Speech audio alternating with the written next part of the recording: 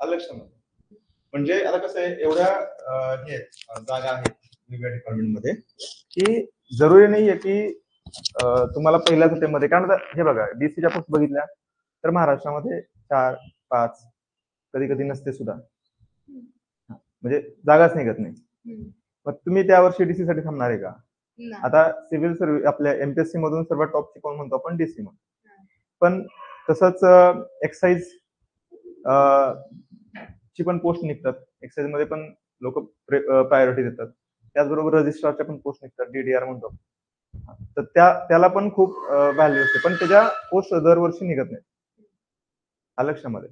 मग आता जर तुम्हाला जर डीसी म्हणत नाही की मिळत नाही, मिळते, पण त्या निघणार त्यावेळेस 3-4 जागा असतील, त्यामध्ये येणं हे थोडं लक पण लागतं, त्याला थोडं पार्ट असतो. म्हणजे जसं की तुम्ही मेन्सला पण चांगले मार्क काढले, पण इंटरव्ह्यू मध्ये तुमच्या दुसऱ्याला जर इंटरव्ह्यू मध्ये चांगले मिळाले तुमच्यापेक्षा, तरी तुम्ही जाऊ शकता. कधी कधी लँग्वेज मॅटर करतं. आलं लक्षामध्ये. त्यामुळं तुम्ही प्रयत्न करतच राहणार आहे. ज्या तुमच्या ड्रीम पोस्ट असतील की तुम्हाला डीसी व्हायचं, डीवायस व्हायचं, तहसीलदार व्हायचं, तुम्ही करू शकता, पण तोपर्यंत थांबणार आहे का तुम्ही? नाही ना. खूप जास्त आहेत. एसटीआय आहे, असिस्टंट आहे, डेस्क ऑफिसर आहे, बऱ्याच जागा आहेत नाही का. तर तुम्ही त्यातली कुठली तरी जागा घेतली पाहिजे. त्यानंतर तुम्ही अभ्यास करू शकता.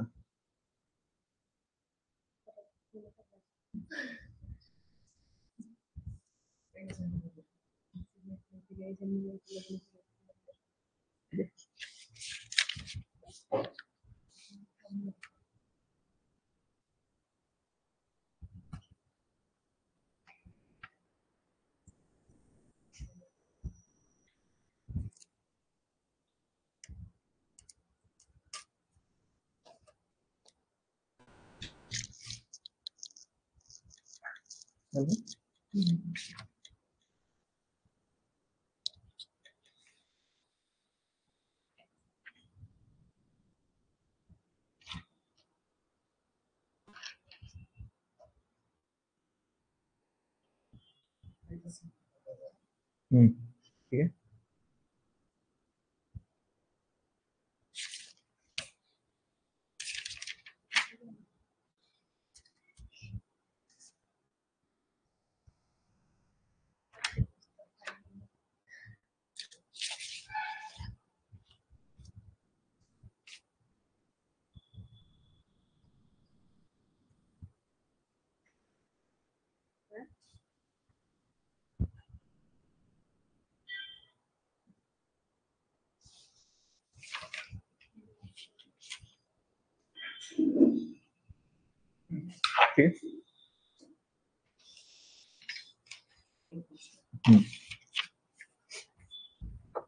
तर आपण काय म्हणत होतो की तुम्हाला पहिल्या 2 वर्षामध्ये काही ना काही तुम्हाला मिळवायचंच आहे.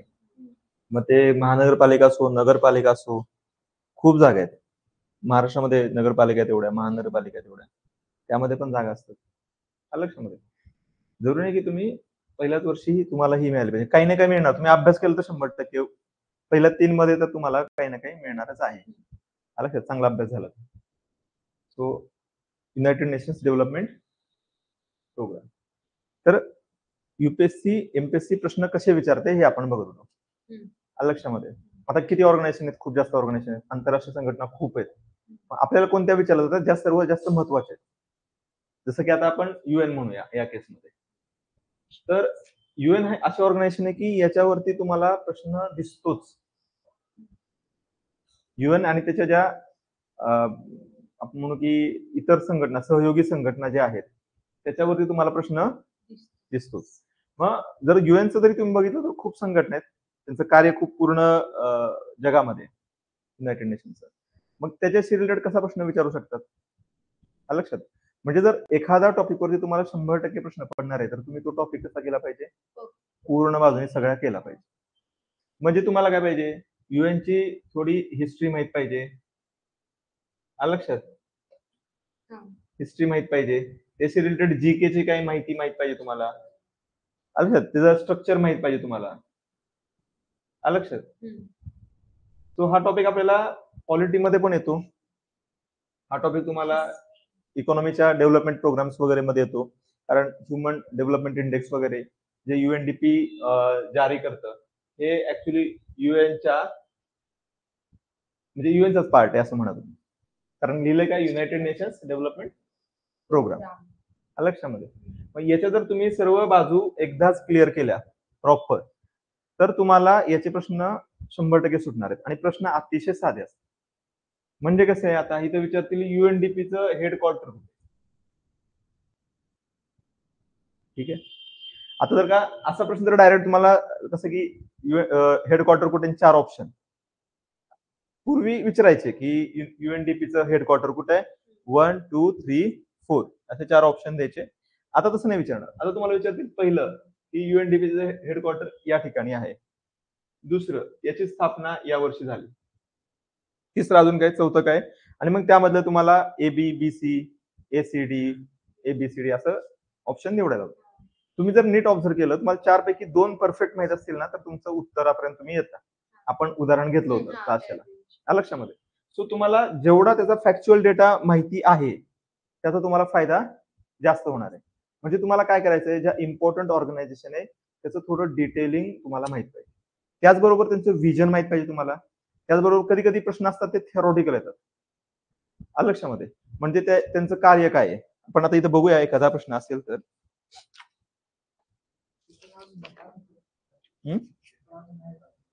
हा पण इथे आपण एक जनरल प्रश्न कोणत्याही पेपरमध्ये तुम्हाला या टाईपचा प्रश्न दिसणारच आहे.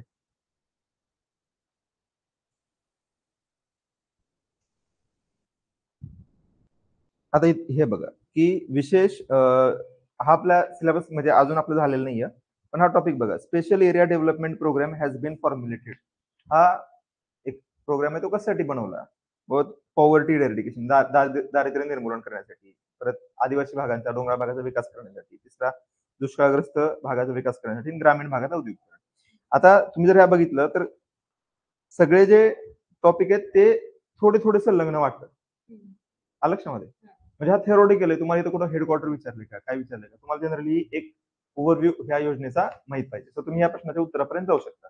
मग हा प्रश्न आज ह्याला विचारला पुढच्या वेळेस तुम्ही हा सेम प्रश्न या UN किंवा UNDP साठी पण विचारला जाऊ शकतो. हे कुठे कार्य करते कोणत्या विषयामध्ये काम करतात त्यांचं मॅन्डेट काय. मॅन्डेट म्हणजे त्यांना कार्यक्षेत्र आखून दिलेले युनायटेड नेशनने की तुम्ही या क्षेत्रामध्ये कार्य करायचं. त्याच्या बाहेर जाऊ शकतात का नाही.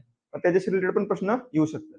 मग तुम्हाला जे काही ऑर्गनायझेशन आहेत आपण महत्वाचे जे ऑर्गनायझेशन आहेत एक 8-10 ऑर्गनायझेशन आहेत महत्वाच्या त्या तुम्हाला डिटेल करायच्या लक्षामध्ये. त्याचे नोट मेकिंग करून ठेवायचं एक 4-5 पेजेस असं प्रत्येक ऑर्गनायझेशनला द्यायचे नोट मेकिंग करून ठेवायचं.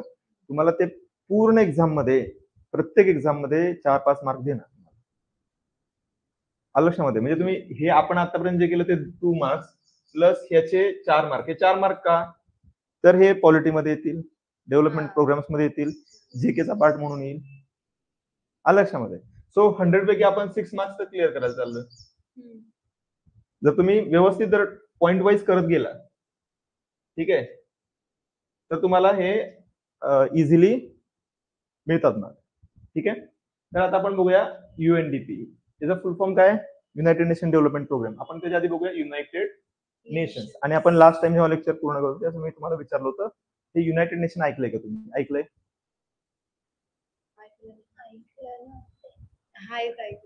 ऐकलेलं आहे. काय आहे युनायटेड नेशन मला सांगा. आता तुम्ही एज्युकेशन घेताय ठीक आहे आणि तुम्हाला युनायटेड नेशन एवढं परफेक्ट माहिती नाही. परफेक्टली तुम्हाला माहिती आहे का काय युनायटेड नेशन नाही. UN काय तुम्हाला माहिती आहे का नाही. म्हणजे तुम्ही जर आज बाहेर जाऊन विचारलं तर 90% लोकांना UN माहिती नाही. 99% म्हटलं तरी चालेल. म्हणजे अभ्यास करणारी मुलं सोडली स्पर्धा परीक्षेचा तर बाकीच्यांना काही देणं घेणं नाहीये त्याच्या लक्षामध्ये. तरी पण आपल्याला हे अभ्यासावं लागतं. जे पण आपण कारण बघूया. तर युनायटेड नेशन म्हणजे काय आपल्याला त्याची थोडी हिस्ट्री समजली पाहिजे. काय होतं मी तुम्हाला शेवटला जेव्हा लेक्चर संपणार होतं त्यावेळेस मी काही गोष्टी बोलत होतो. इतिहास आपण इतिहास बघत होतो की युनायटेड नेशनची स्थापना सेकंड वर्ल्ड वॉर. काय बोललो होतो सेकंड वर्ल्ड वॉर नंतर त्यांचं लई नुकसान झालं तर ते सांगत होते की ते परत झालं नाही पाहिजे लोकांना. ते एकत्र आले त्यांनी हमला केला पाहिजे चायना. ओके अजून काय चायना होतं का काय हे बघा सेकंड वर्ल्ड वॉर झालं होतं. ठीक आहे, कधी झालं होतं? 13 13 स्टार्ट झालं, 45 पर्यंत चाललं. आणि त्याच वेळेस याची स्थापना झालेली आहे युनायटेड नेशनची. त्यास युद्ध संपलं त्यावेळेस युद्ध सेकंड वर्ल्ड वॉर हे आत्ताच्या या शतकातलं आपण म्हणून सगळ्यात भयंकर युद्ध होतं. त्याला काय म्हणतात, वर्ल्ड वॉर का म्हणतात? कुठलेही सारे वेगळे वेगळे देश पूर्ण जग त्याच्यामध्ये इन्व्हॉल्व होतं. आता पण युद्ध चालू आहे, रशिया युक्रेन, याला वर्ल्ड वॉर म्हणणार का आपण? नाही. का? कारण की दोनच देश इन्व्हॉल्ड आहेत. करेक्ट. सो वर्ल्ड वॉर मध्ये काय की प्रत्येक देश इन्व्हॉल्व झालेला होता. भारत होतं का इन्व्हॉल्व त्यामध्ये? बरोबर. भारत, कारण आपण ब्रिटिश म्हणून इन्व्हॉल्व होतो. आपल्यावरती राज्य कोणाचं होतं? ब्रिटिशांचं. सो ज्यावेळेस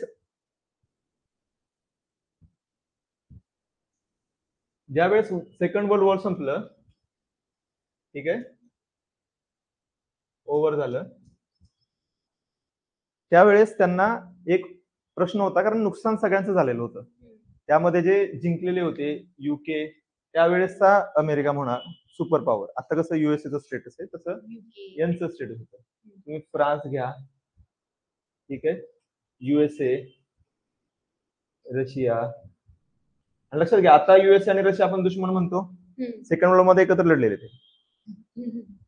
ठीक आहे, ऑन द सेम साइड. आणि दुसऱ्या साईडला जे होतं ते आपण जर्मनी म्हणूया, ठीक आहे, जर्मनी. मुद्दा काय की हे सगळे जण आहेत ना, या सगळ्यांचं खूप नुकसान झालेलं होतं. एक्सेप्ट युएसएचं तेवढं नुकसान झालेलं नव्हतं, कारण ते युद्धामध्ये उशिरा उतरले. म्हणजे काय झालं की युद्धाच्या 42 पर्यंत हे लढत होते एकमेकांमध्ये, आणि यांना arms, ammunitions, raw material, day to day life मध्ये ज्या गोष्टी लागतात त्या पुरवण्याचं काम कोण करत होतं? युएसए.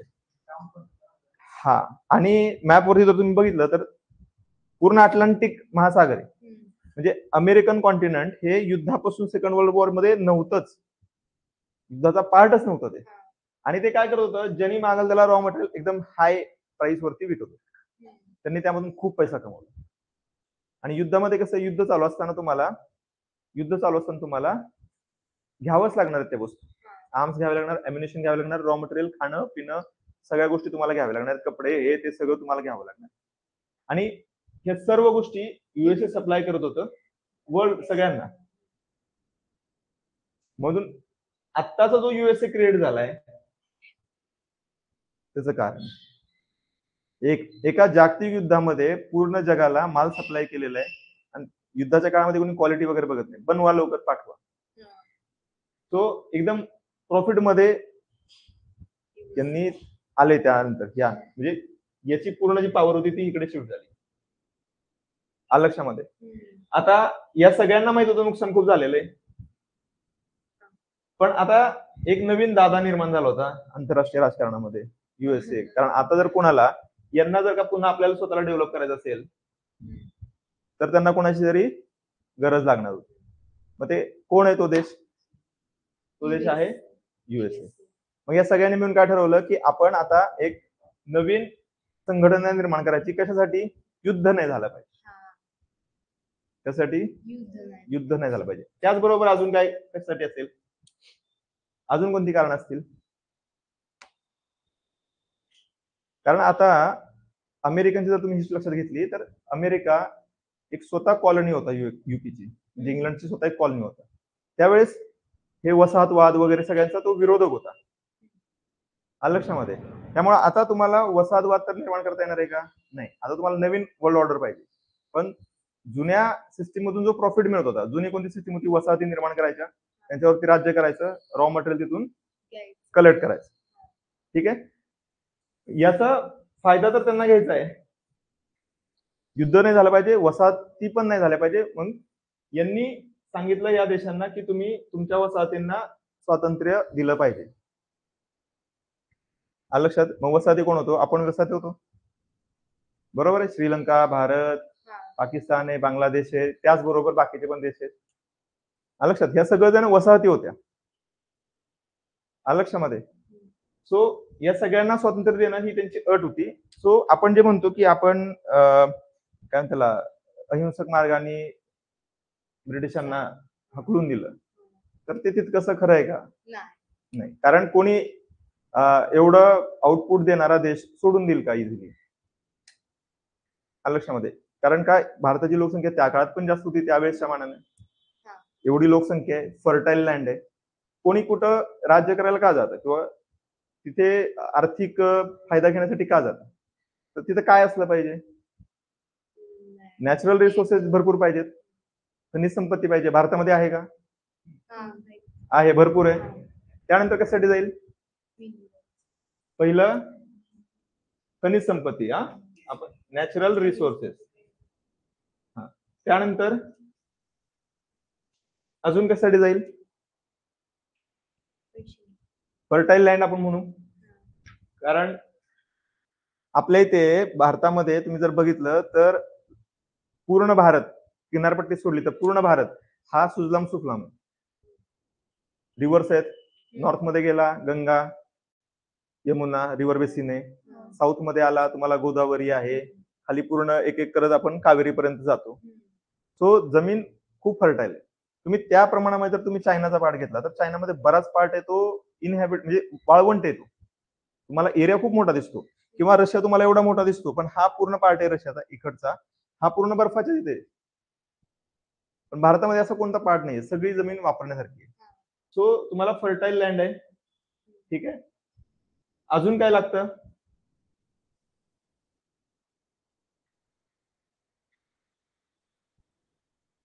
तुमचं लोकेशन.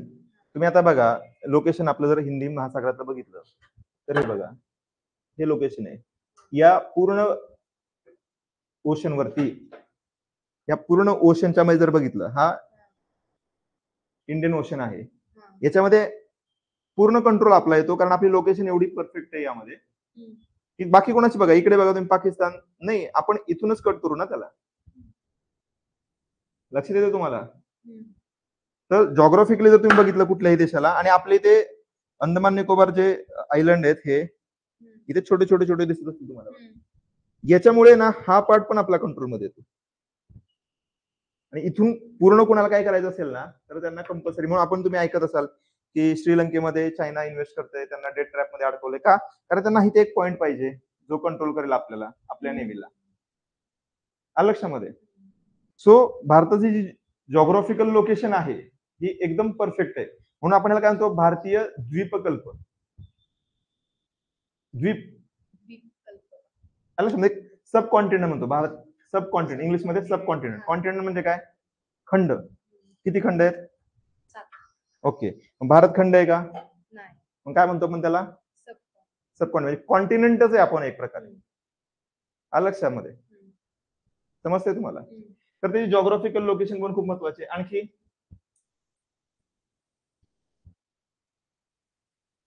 चौथं ह्युमन रिसोर्सेस. बरोबर.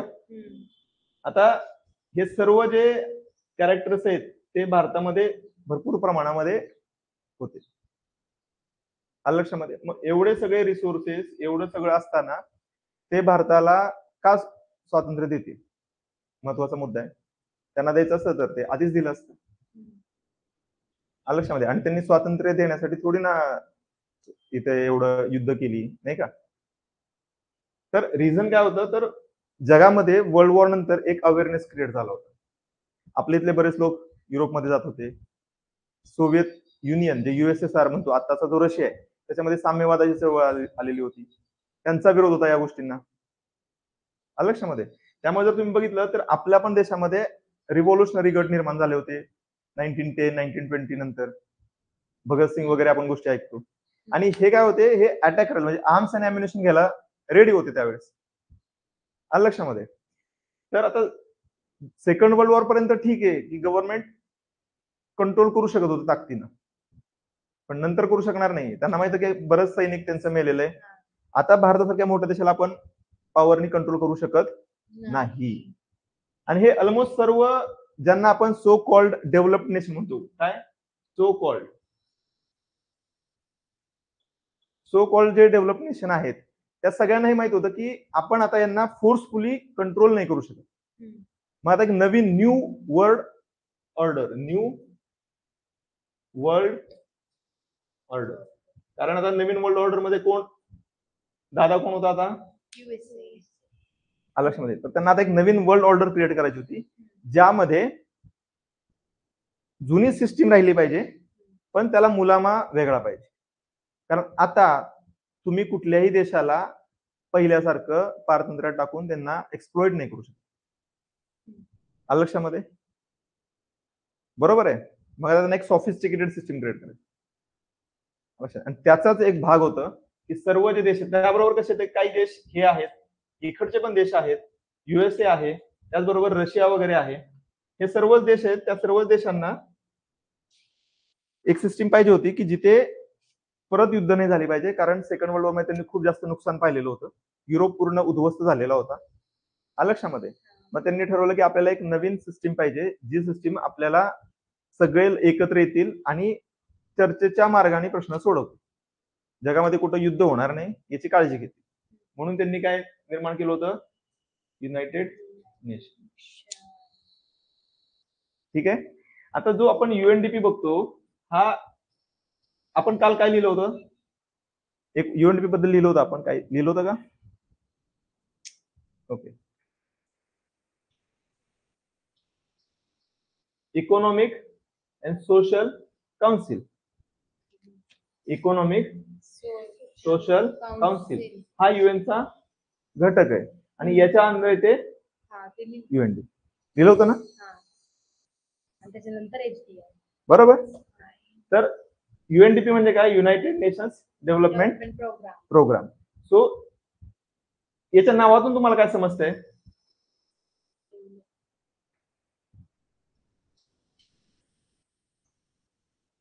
याच्या नावातून तुम्हाला काय समजतंय? डेव्हलपमेंटसाठी कुणाची डेव्हलपमेंट, कुणाची? लोकांची. म्हणजे त्यांचे जे मेंबर कंट्रीज आहेत, जे बाकीचे सर्व देश आहेत त्यांच्या. लक्षात घ्या युनायटेड नेशन्स स्थापन खूप काळात झालेले, खूप वर्ष झाले त्याला. 45 ची संघटना आहे, आज एवढे वर्ष झाले. लक्षामध्ये कुणाची डेव्हलपमेंट झाली? जे तुम्ही जर इनइक्वॅलिटी बघितली, आफ्रिकन कंट्रीज अजून मग खूप पुअर आहेत. भारत म्हणतो तर तेवढी म्हणावी तेवढी डेव्हलपमेंट झालेली नाही आपली अजूनही. आपण जे बघितले पॉवर्टी इंडेक्स, रँक वगैरे, आपण कुठे लागतो? लक्षामध्ये झाले का? तेवढी नाही झालेली. आणि जी झाली ते रिझन्स आहेत. आपल्याकडे सगळ्या गोष्टी आहेत. आपण माझे जे नॅचरल रिसोर्सेस आहेत, फर्टाईल लँड आहे, आपल्याला एवढी मोठी सी कोस्ट आहे. सी कोस्ट काय होतं, व्यापाराचा फायदा होतो. त्याचबरोबर तुम्हाला समुद्रातून जे मिळणाऱ्या गोष्टी आहेत जसं मासे वगैरे, त्याच्यातून आपल्याला मुबलक रिसोर्सेस मिळतात, पैसा मिळतो, आपण एक्सपोर्ट करू शकतो, व्यापार चालतो चांगला. बरोबर आहे. त्याचबरोबर आपल्याला पेरेनियल रिव्हर्स आहेत, म्हणजे बारमाही वाहणाऱ्या नद्या आहेत. लक्षामध्ये खनिज संपत्ती आहे, ह्युमन रिसोर्सेस आहेत, आणि आपली जी लोकसंख्या आहे ती काय म्हणू आपण त्याला, सर्वात कमी एज मध्ये आहे मॅक्सिमम. हे सगळं जेव्हा घडून आलं तेव्हा आपण आता गेल्या 10 वर्षामध्ये, 12 वर्षामध्ये, 15 वर्ष पकडा, थोडेफार चांगले दिवस पाहतो. तुम्ही जर तुमच्या आई वडिलांना विचारलं तर परिस्थिती खूप वाईट होती त्या काळात. सांगत असतील ना एवढे तुम्हाला, जुन्या वयात असं होतं, तुम्हाला आता एकदम सोपं झालेलं आहे, तुम्हाला सगळं सोपं मिळतंय, आमच्या वेळेस असं होतं. कारण पैसेच मिळत नव्हते पहिला. लक्षामध्ये पहिला पैसेच मिळत नव्हते. आता खूप इझी मनी दिसतो तुम्हाला. तर हा जो डेव्हलपमेंट, हा जो कॉन्सेप्ट आहे, तर झाली का? आपण पूर्णपणे नाही पण नाही म्हणू शकत. त्यांनी काम केलेलं आहे, त्यांच्यापर्यंत त्यांनी काम केलेलं आहे, पण ते काम करताना हा प्रयत्न करतात की इंटरेस्ट कोणाचे तरी सर्व झाले पाहिजेत. आता हे जे इंटरेस्ट कोण जो यांना पेमेंट करतो त्यांचे इंटरेस्ट सर्व झाले पाहिजेत. पेमेंट कोण करतं यांना? UN. त्यांना डोनेशन्स येतात काही. आता मला सांगा, जे गरीब देश आहेत, सिंपल गोष्ट, जे गरीब देश आहेत, जे स्वतःच एड घेत आहेत, म्हणजे सहाय्य घेत आहेत दुसऱ्या देशांकडून, ते UN ला पैसे देतील का? युनायटेड डेव्हलपमेंट प्रोग्राम साठी पैसे देतील का? नाही देऊ शकणार ना. मग त्या पूर्ण युनायटेड नेशन किंवा त्या डेव्हलपमेंट प्रोग्रामसाठी जो काही निधी लागतो, तिथे त्यांचे एम्प्लॉई असतात, त्यांचा कारभार चालतो, त्यासाठी जो रिसोर्सेस लागतात, ते जो कोणी पैसा प्रोव्हाइड करत असेल त्यांचं त्यांना ऐकावं लागणार आहे, आणि त्यानुसार पॉलिसी पण बनतात. लक्षात. सो आपण जे काही बघणार आहोत UNDPचं, ते पिंच ऑफ सॉल्ट ठेवायचं लक्षामध्ये आहे. तसं सगळं फक्त आपल्याला डेटा खूप महत्वाचा आहे, एक्झामसाठी खूप महत्वाचा आहे. आलं लक्षामध्ये? असं नाही की पूर्ण रिडंडंट आहे, काम पण आहे. इफेक्टिव्हली ते करू शकतं का, तर आपण ते सांगू नाही शकत, कारण त्यावरती बऱ्याच तज्ञांच्या मध्ये मतभेद आहेत. जसं की आता युद्ध चालू आहेत, युनायटेड नेशन थांबवू शकलं का? नाही थांबवू शकलं. लक्षात येते तुम्हाला? त्यांचा मेन उद्देश काय होता? संघर्ष नाही झाला पाहिजे, जगातला संघर्ष थांबवायचा.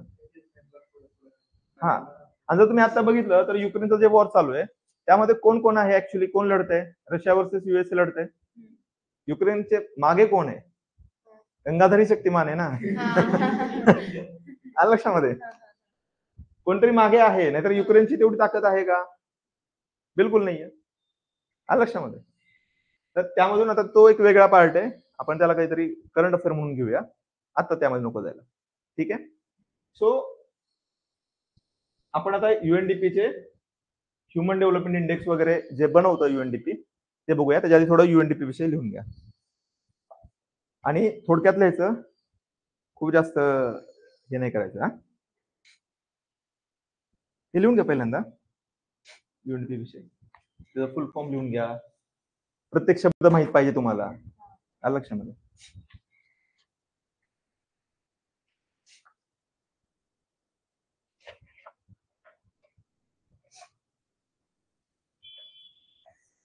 ह्यांचं हेडक्वार्टर कुठे आहे?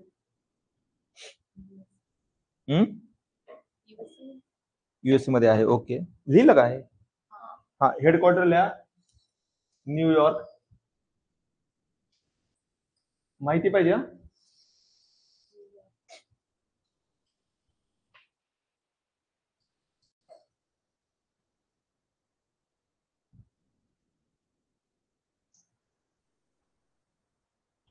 थ्री फोकस एरियाज मी सुरुवातीला सांगताना सांगितलं होतं, प्रत्येक ऑर्गनायझेशन असते त्यांना काहीतरी मॅन्डेट दिलेलं असतं. कोणतीही संघटना असते त्यांना काहीतरी मॅन्डेट दिलेलं असतं, काहीतरी त्यांना काम दिलेलं असतं. संघटना निर्माण होण्यामागे सरकार असो किंवा आंतरराष्ट्रीय, त्यांना काहीतरी मॅन्डेट म्हणजे काय? तुम्ही काय काम करायचं. प्रत्येकाने प्रत्येक गोष्ट करू शकता का? आता न्यायपालिकेचं काम काय आहे? त्यांच्या समोर जर केस आली, समोर आली, कोर्टाच्या बाहेर झाला, आम्हाला काय देणं घेणं? लक्षात आहे तुमच्या?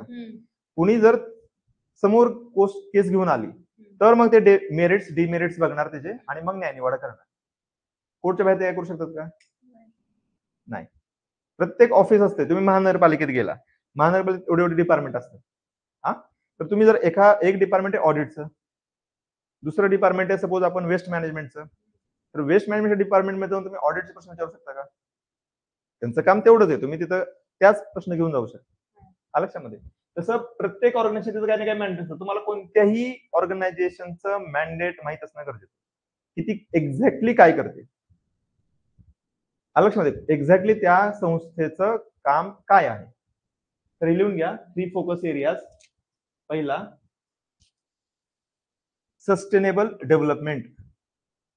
Sustainable development. आता तुम्ही अभ्यास करताय तर लक्षात घ्या, असे वर्ड भरपूर वापरायचे, तुम्हाला मी सांगितलंय. डेव्हलपमेंट नाही म्हणायचं, सस्टेनेबल म्हणायचं. लक्षात? सस्टेन झाली पाहिजे डेव्हलपमेंट. हे 2 वर्ष चांगले लगेच मग परत खराब झालं असं नको ना, नाही का? शेती चांगली झाली, पॉवर्टी कमी झाली, शेती खराब झाली, परत पॉवर्टी आली, म्हणजे सायक्लिकल झालं ते. आपल्याला काय करायचं? सस्टेनेबल पाहिजे, कायमस्वरूपी डेव्हलपमेंट पाहिजे. लक्षामध्ये? दुसरा आल्या डेमोक्रेटिक गव्हर्नन्स. Democratic governance.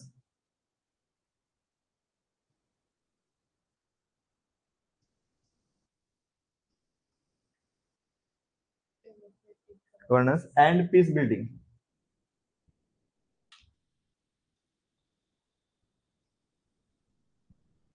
तुम्हाला एवढंच माहित पाहिजे बरं का, जेव्हा तुम्ही आपण मेन्सला जेव्हा रायटिंग मध्ये मेन्स केलं ना, तेव्हा तुम्हाला थोड्याला एक्सपांड करायचंय. प्री साठी एवढंच माहित पाहिजे, डिटेल्स मध्ये जाऊ नका. Climate and disaster resilience. तुम्हाला कारण 4 पैकी एक ऑप्शन निवडायचा आहे.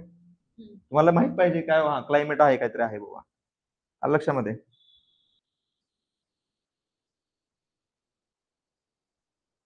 आता हे त्यांच्या वेबसाईटवरतीच दिलेलं आहे, तेच आपण शब्द वापरलेले आहेत इथे. आलं लक्षामध्ये. आता आपण यातला एक एक शब्द बघूया. डेव्हलपमेंट. डेव्हलपमेंट म्हणजे काय आणि ग्रोथ म्हणजे काय? ग्रोथ वर्सेस डेव्हलपमेंट खूप मोठं डिबेट आहे जगामध्ये. ग्रोथ म्हणजे काय आणि याचा अर्थ काय? येस, विकास. मराठीच्या ट्रान्सलेशन आहे. आता तुम्हाला सांगता येईल का वाढ आणि विकास मध्ये काय फरक आहे? जे आहे ते वाढते विकास. हा, मग विकास आणि वाढ मध्ये एक्झॅक्टली काय फरक आहे? काय फरक आहे?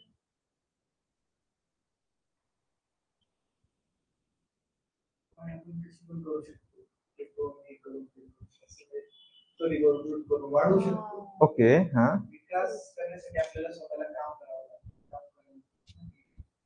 आपण म्हणतो व्यक्तीचा सर्वांगीण विकास झाला पाहिजे, सर्वांगीण वाढ झाली पाहिजे, सर्वांगीण लावतो आपण. पण वाढ म्हणजे काय? हा सर्वांगीण नाही बरं का. हा, नाही. वाढ म्हणजे काय आणि विकास म्हणजे काय? विकास मध्ये म्हणजे विकास मध्ये जे वाढ अपेक्षितच आहे विकासमध्ये. आलं लक्षात? तुम्ही जेव्हा विकास म्हणता तर त्यामध्ये वाढ होणं अपेक्षितच आहे, पण त्याबरोबर काय पाहिजे? सुधारणा झाली पाहिजे. म्हणजे एखादा व्यक्ती वयानं वाढला पण अजून त्यानं तेवढं शिक्षण नाही घेतलं, तर त्याचं काय तेवढं ग्रोथ झाले का? नाही. ग्रोथ शारीरिक Growth झाले, झाली. फक्त शारीरिक ग्रोथ झाले, वैचारिक झाले का? नाही. विकास नाही झाला तुझा. मानव विकास म्हणतो आपण, मानव वाढ म्हणतो का? मानवाचा काय झाला पाहिजे? विकास झाला पाहिजे, डेव्हलपमेंट झाली पाहिजे. नीट समजून घ्या तुम्ही, दोन्हीमध्ये फरक आहे. ग्रोथ आणि डेव्हलपमेंट मध्ये जमीन आसमानचा फरक आहे. जसं आपण ते ग्रोथ आणि ग्रोथ रेट मध्ये बघितलं होतं, फरक आहे ना ग्रोथ आणि ग्रोथ रेट मध्ये. तसंच डेव्हलपमेंट आणि विकास हे जुन्या काळापासून याच्यामध्ये पूर्वी ग्रोथ हा विचारात घेतला जायचा. आजच्या काळामध्ये वाढ हा महत्वाची नाहीये, तर विकास हा जास्त महत्वाचा आहे आणि तो सर्वांगीण झाला पाहिजे, ऑलराऊंड डेव्हलपमेंट झाली पाहिजे. आलं लक्षामध्ये. म्हणजे काय, आता उदाहरणार्थ आपण म्हणूया, आपण जो पॉवर्टीचा मुद्दा घेतला होता तिथे आपण सुरुवातीला काय करत होतो? कॅलरी मोजत होतो. 2400 कॅलरी पाहिजे, नंतर कोणी म्हणलं 2250 पाहिजे, नंतर कोणी 2100 सांगितल्या आणि 2400 अर्बन एरियासाठी, रुरल एरियासाठी सांगितल्या, 2100 अर्बन साठी सांगितल्या. सगळ्यात पहिलाचा जो होता त्यांनी सांगितलं होतं 2300 कॅलरी. मुद्दा काय आहे की कॅलरी तुम्ही कशा पण घेऊ शकता, तुम्ही कार्बोहायड्रेट मधून पण कॅलरी घेऊ शकता, फक्त कार्बोहायड्रेट. पण मला सांगा, जर तुम्ही फक्त कार्बोहायड्रेट खाल्लं, फक्त कार्बोहायड्रेट असणारेच गोष्टी खाल्ल्या तर तुमचा विकास होईल का? तुम्हाला काय पाहिजे? अजून फॅट पाहिजे, प्रोटीन पाहिजे, अजून मायक्रोन्यूट्रिएंट पाहिजे, अजून मिनरल्स पाहिजे. म्हणजे तुमच्या शरीराचा जर तुम्हाला विकास करायचा आहे, शरीराची वाढ नाही तर विकास करायचा आहे, तर तुम्हाला काय सगळे गोष्टी पाहिजेत योग्य प्रमाणामध्ये. तसं समाजाचा जर विकास करायचा असेल तर काय पाहिजे? सर्व गोष्टी योग्य प्रमाणात पाहिजे. आलं लक्षामध्ये. तो हे काय म्हणतोय, सस्टेनेबल डेव्हलपमेंट साठी आम्ही काम करणार. दुसरं काय लिहिलं इथे? डेमोक्रेसी म्हणजे काय सांगा मला. डेमोक्रेसी म्हणजे काय? लोकशाही. हे आपण ट्रान्सलेशन झालं. आता हा शाही का लावलाय? शाही का लावलंय? राजेशाही. बरोबर. म्हणजे हुकुम कोण करते? राज्य कोण करते? रुलर कोण आहे? इथे जर आपण म्हणू की आता आपल्या इथे हा लोकराज्य एक प्रकारे, म्हणजे जर राजेशाहीमध्ये राज्य कोणाचं असतं? ठीक आहे, उदाहरण घ्या आता की आदिलशाही होती, म्हणजे राज्य कोणाचं होतं? या डायनेस्टीचं होतं. आलं लक्षामध्ये. आता लोकशाहीमध्ये राज्य कोणाचं आहे? लोकांचं. डेमोक्रेसी म्हणजे लोकांचं राज्य आहे. आलं लक्षामध्ये. शब्द जे असतात ना, तुम्हाला शब्द समजले पाहिजे व्यवस्थित, कारण तुमचं अर्ध काम शब्द समजल्यावरती होऊन जातं. आलं लक्षात. शब्दाचा अर्थ व्यवस्थित समजला पाहिजे. सो इथे काय लोकांचं राज्य आहे. हे काय म्हणतात? Democratic governance. गव्हर्नन्स म्हणजे काय?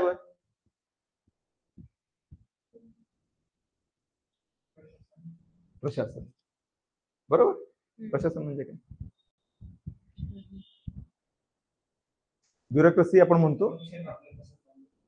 गव्हर्नमेंटचं काम काय आहे? गव्हर्नमेंट आणि गव्हर्नन्स काय जवळजवळ वाटते तुम्हाला? सुव्यवस्था, हा बरोबर आहे. आणखी एक ब्रॉड टर्म आहे गव्हर्नन्स, लक्षात घ्या. कायदा सुव्यवस्था राखणं गव्हर्नमेंटची काम आहेत, टू गव्हर्न.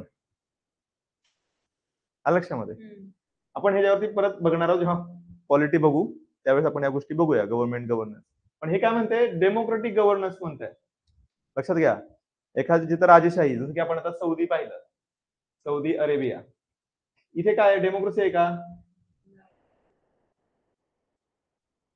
आहे का डेमोक्रेसी इथे? नाही. काय आहे इथे? राजेशाही. म्हणजे इथे किंग आहे आणि किंगचाच मुलगा राजा होणार, मग नंतर त्याचा मुलगा राजा होणार. बर, सौदी अरेबिया युनायटेड नेशनचा मेंबर आहे का? आहे. आहे. हा, दे आर ऍक्च्युली, ते खूप जास्त पैसे पण देतात इथे, पैसे पण देतात. बरेच देश आहेत ते राजेशाही आहेत. सगळे देश काही गव्हर्नमेंट डेमोक्रेटिक नाहीये.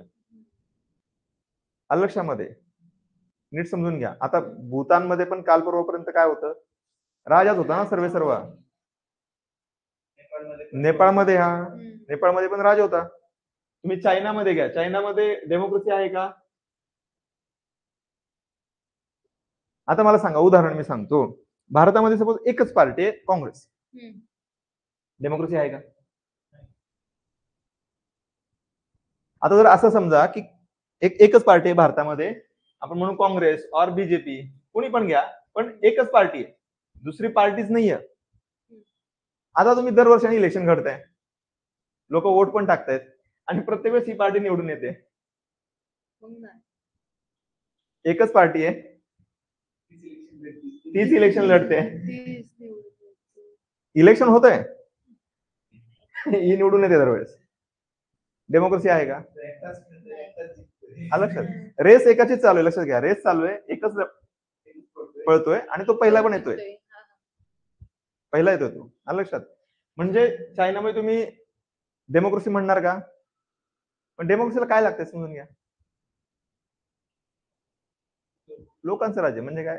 लोकांची इन्व्हॉल्वमेंट पाहिजे. कशासाठी? राजा निवडण्यामध्ये. लक्षात आलं का? आपण काय करतो? राजा निवडतो ना, समजते? आपण काय करतो? आमदार निवडतो. आमदार काय करतात? जाऊन पुढे मुख्यमंत्री निवडतात. तसंच आपण खासदार निवडतो. खासदार कोण निवडतात पुढे जाऊन? इनडायरेक्टली आपण निवडतो ना, प्रधानमंत्री. लक्षामध्ये. सो कुणाला राजा बनवायचं हे लोकांच्या हातामध्ये पाहिजे. तिथे आपण डेमोक्रेसीचा एक महत्वाचा पैलू येतो, महत्वाचा इंडिकेटर म्हणून आपण. मग बरेच देश हे ऍक्च्युली डेमोक्रेटिक जगामध्ये नाही आहे. जर तुम्हाला माहिती असू द्या, आपण आजूबाजूला राहतोय, बरेच देश येतात, आपल्याला वाटतं की सगळीकडेच आपल्या भारतासारखी सिस्टीम आहे, तशी नाहीये. इराणमध्ये अजून वेगळाच प्रकार आहे. लक्षामध्ये. चर्चेमध्ये आहे इराण. तुम्ही न्यूज वगैरे वाचता का? न्यूजपेपर वाचता का कोण? आजच्या काळात गरज पण नाहीये, सोशल मीडियावरती तुम्हाला गोष्टी मिळतात ना, बरोबर का? सोशल मीडियाच्या न्यूज बरोबर असतात का? नसतात. कधी कधी तुम्हाला कसं कळणार ही न्यूज खरी आहे का खोटी आहे? अभि पहिलं कम्प्लीट करूया, मग परत दुसरं काय? क्लायमेट अँड डिझास्टर रेझिलियन्स म्हणजे काय? लक्षात घ्या, एकदम तुम्ही होलिस्टिकली बघितलं तर सस्टेनेबल डेव्हलपमेंट पहिला मुद्दा आहे. त्याच्यावरती युएनडीपीचं लक्ष आहे. कशावरती लक्ष आहे? Sustainable development. दुसरा मुद्दा कशावरती आहे? Democratic governance and peace building, म्हणजे जगामध्ये शांतता राहिली पाहिजे.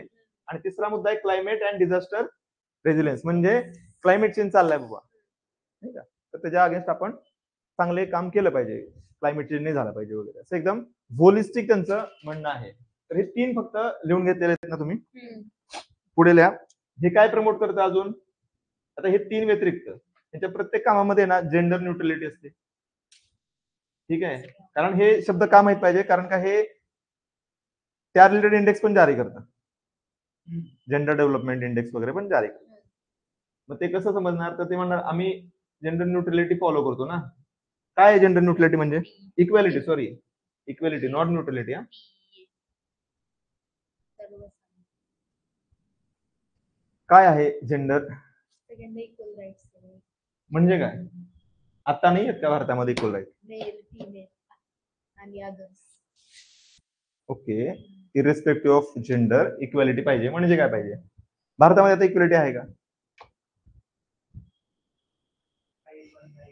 आहे पण नाही पण. करेक्ट, बरोबर.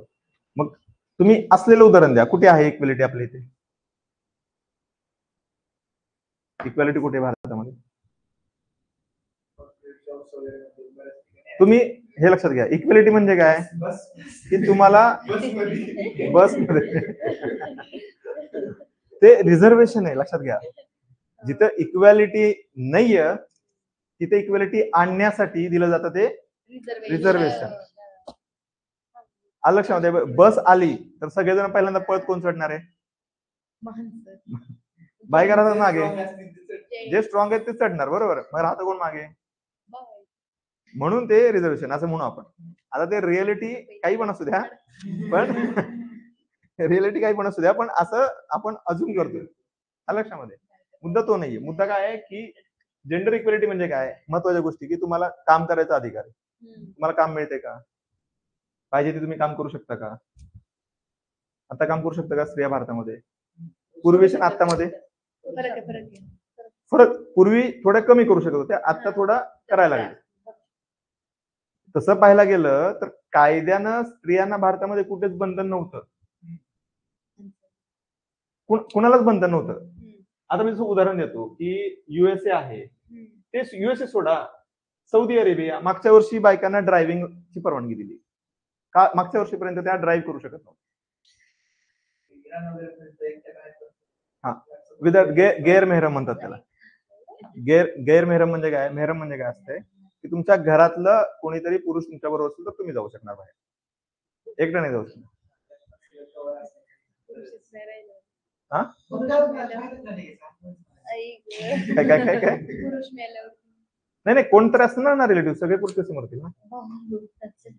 कोण ना कोण असणार ना. म्हणजे काय की ही आत्ताची गोष्ट बोलतोय आपण.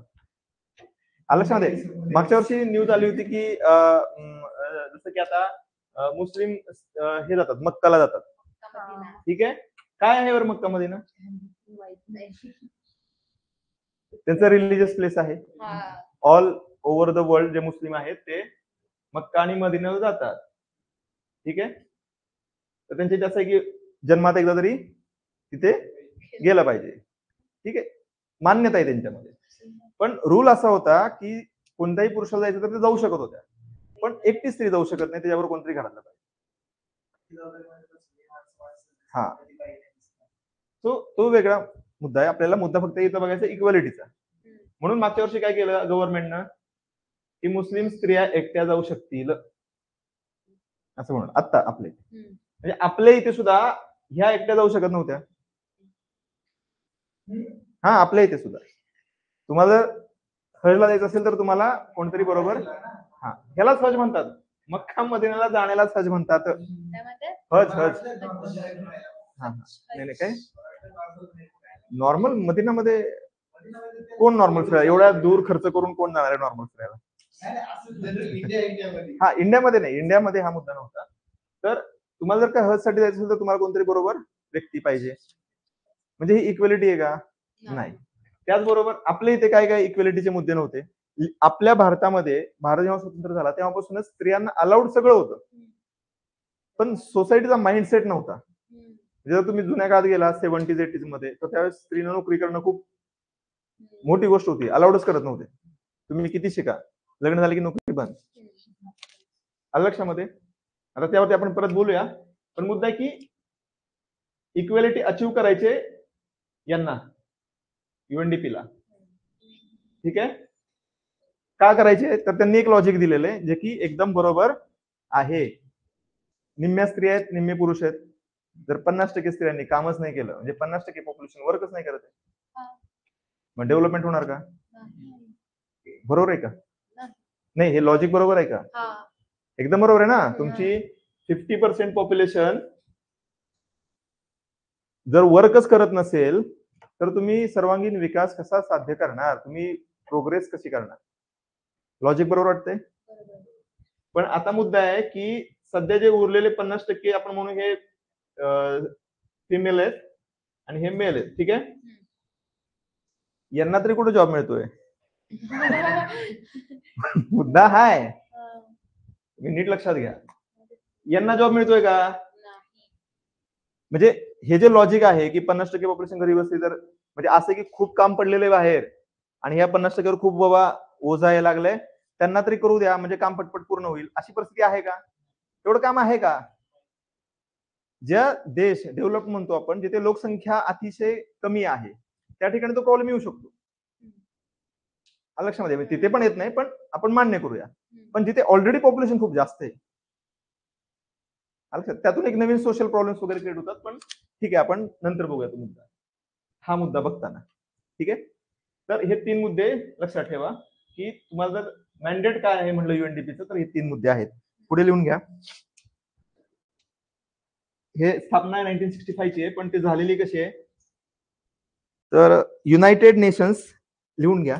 United Nations expanded programme, United nations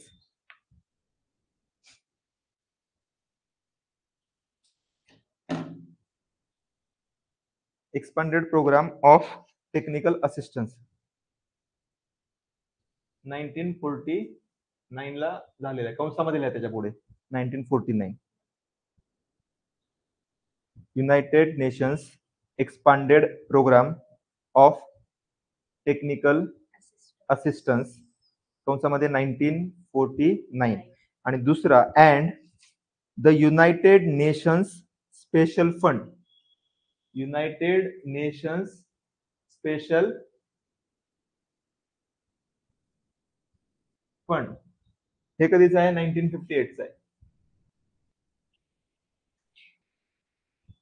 United Nations special fund या दोघांचं मर्जर केलं, म्हणजे ह्या दोघांना एकत्र केलं. इथं जी बनलेली एंटिटी प्लस हे, आणि निर्माण झालं युएनडीपी इन 1965. असं लिहा डायरेक्ट. हे तुम्ही लिहिलं ना, पुढे प्लस हे दोघांमध्ये करायचं आणि हे आलं युएनडीपी 1965 कंसामध्ये लिहा. एवढं कमी, फक्त तुम्हाला समजलं पाहिजे ते तुम्हाला. ठीक आहे, समजलं?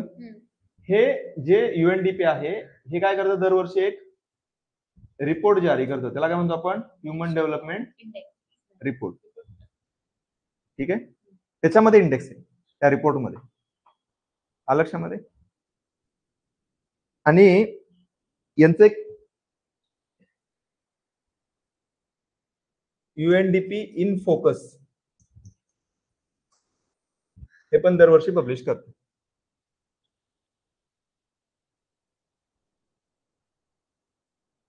ठीक आहे, युएनडीपी इन फोकस. बर, आता ही जी संघटना आहे ही एका व्यक्तीला, संस्थेला, म्हणजे प्रायव्हेट कंपनीला वगैरे मदत करते का? ही काय करते? गव्हर्नमेंट बरोबर काम करेल, एनजीओ बरोबर काम करेल. आपल्या इथे तुम्ही जर वाचत असाल तर तुम्ही ऐकलं असेल की गव्हर्नमेंटनं काही एनजीओ वरती क्रॅकडाऊन केलं. त्यांचं बाहेरून जे फंड येतात त्याला बघितलं हे फंड कशासाठी युज होतो वगैरे. वाचलंय का तुम्ही न्यूज मध्ये? नाही वाचलं? ठीक आहे, काय होतं की हे जे युएनडीपी आहे हे काम कोणावर करणार आहे? गव्हर्नमेंट बरोबर. त्याचबरोबर काही संस्था असतील ज्या की एनजीओ टाईप संस्था, ज्या या क्षेत्रामध्ये काम करतात, ह्युमन डेव्हलपमेंटच्या, त्यांच्याबरोबर काम करतात. काम करतं म्हणजे काय करतं एक्झॅक्टली?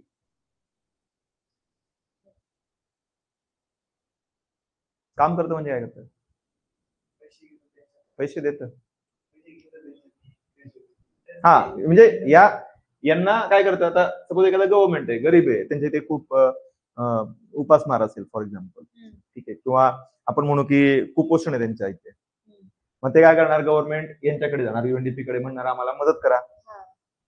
मग युएनडीपी काय करणार? त्यांच्याकडे जो फंड आहे त्यातला काही फंड त्यांना देणार. तसंच काही स्वयंसेवी संस्था आहेत, एनजीओ आहेत, हे जाऊन त्यांच्याकडे अप्रोच करतात की आम्ही असं असं काम करतोय, तर आम्हाला तुम्ही फंड द्या, म्हणजे आम्हाला काम करणं सोपं जाईल. पण त्यांना हे काय करणार, मॅटर कशा झालाय,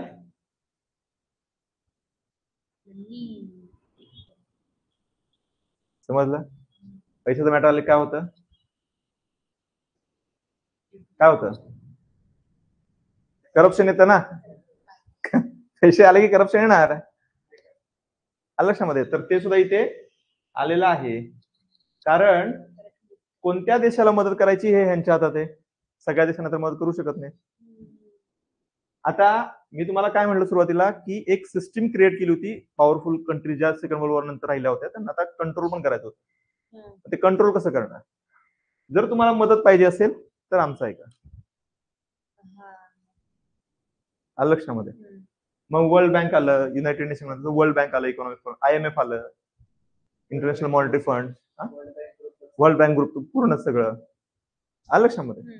मग हे सगळ्यांचं काम काय आहे, की जर एखाद्या देशाला, जसं उदाहरण लेटेस्ट वाला घ्या, की ज्यावेळेस कोरोनाचा इश्यू झाला त्यावेळेस तुम्हाला कळत असेल, आठवत असेल कोरोना चांगलं, बरोबर ना. तर कोरोनाच्या काळामध्ये वॅक्सिनचा इश्यू आला होता जगामध्ये पहिल्यांदाच. कोरोनाचा प्रॉब्लेम काय होता मला सांगा बरं, तुम्हाला काय माहिती कोरोनाबद्दल? बरं, वॅक्सिन म्हणजे काय, ते किल करतं, ते बॅक्टेरिया बॅक्टेरिया किल करतं. हा, लस, वॅक्सिन म्हणजे लस, वॅक्सिन म्हणजे लस, व्हायरस. कसं कसं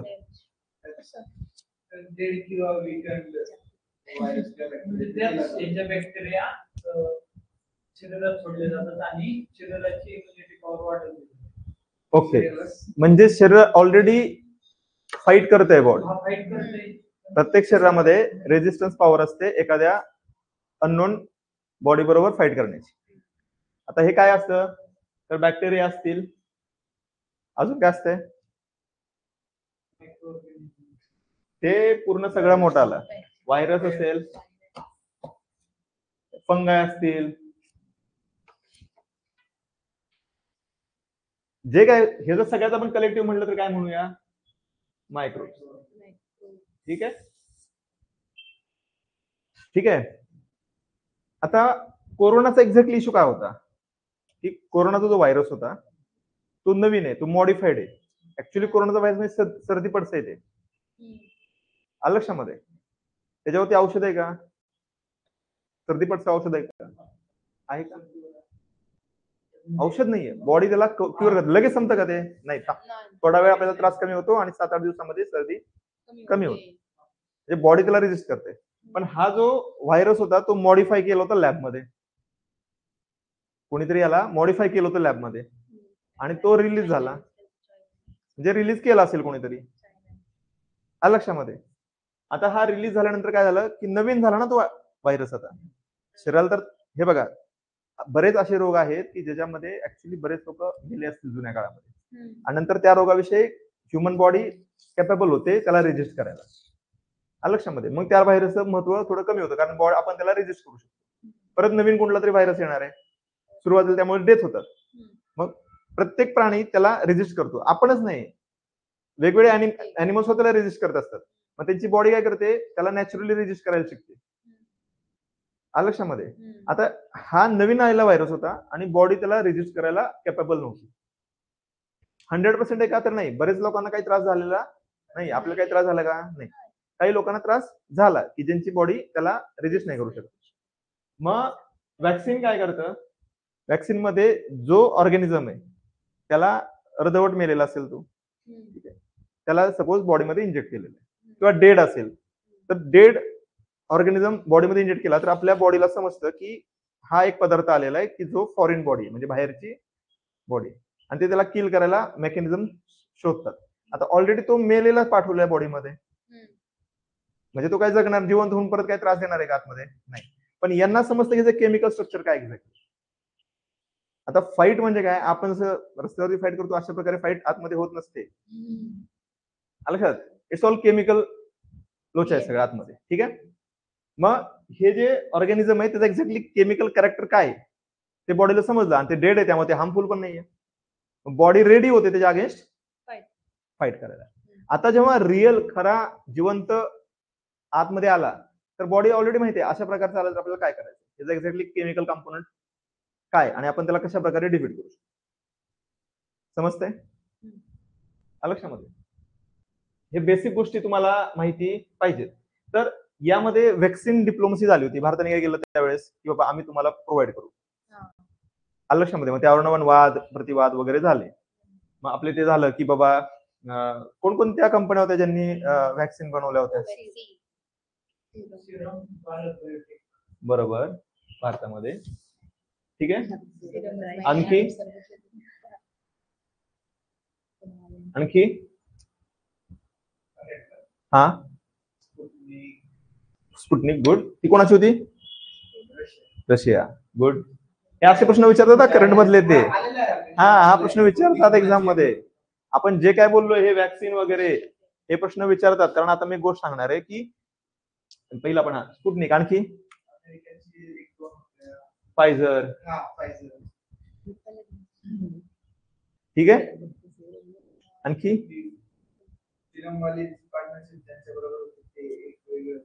ऍस्ट्राझेनेका. हे दोन्ही पण आपले तर लिस्टेड आहेत असे. आणखी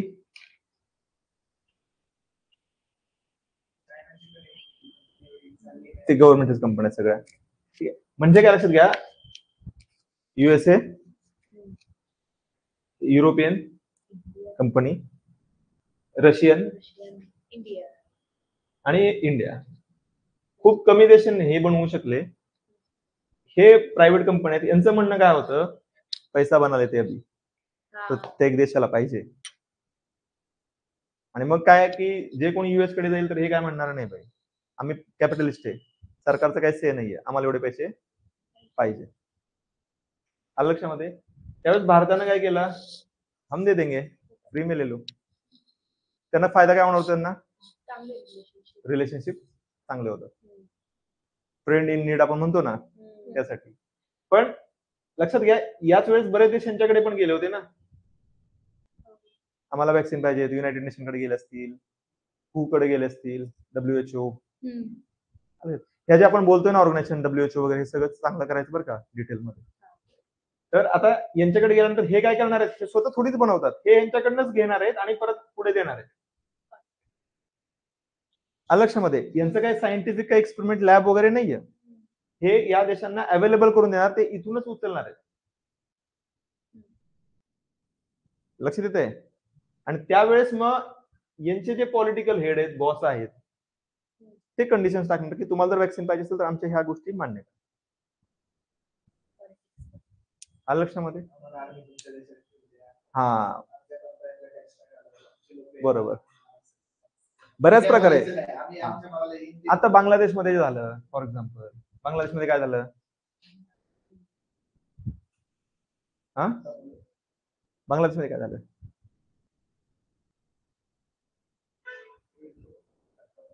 सत्ता पालट झाला. झालंय, ऐकलंय का काही? तुम्हाला नाही माहिती? आपण मीडियावरती बोलूया, पण त्याच्या आधी एक मिनिट मला एक सांगायचं राहिलं. या वॅक्सिनचा प्रॉब्लेम काय होता, ही वॅक्सिन का तयार होत नव्हती एवढ्या लवकर? तर ऍक्च्युली ना व्हायरसवरती फार वॅक्सिन कधी बनवलेलं नाहीयेत, आणि ही वॅक्सिन RNA वॅक्सिन आहे. RNA वॅक्सिन पण बनवलेलं नाहीयेत, तेवढी इफेक्टिव्ह बनत नाही. मेन हा सायंटिफिक ह्याचा प्रॉब्लेम होता. व्हायरस का बनत नाही, तर व्हायरस खूप स्वतःला म्युटेट फास्ट करतो, खूप फास्ट म्युटेट करतो.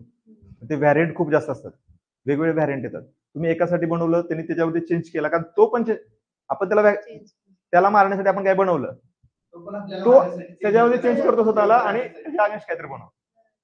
आणि व्हायरस काय त्या बाबतीत खूप फास्ट चेंज करतो स्वतःला. लक्षात आलं तुम्हाला? आणि आता यस डेव्हलप करतो. आता DNA आणि RNA माहिती आहे का तुम्हाला काय?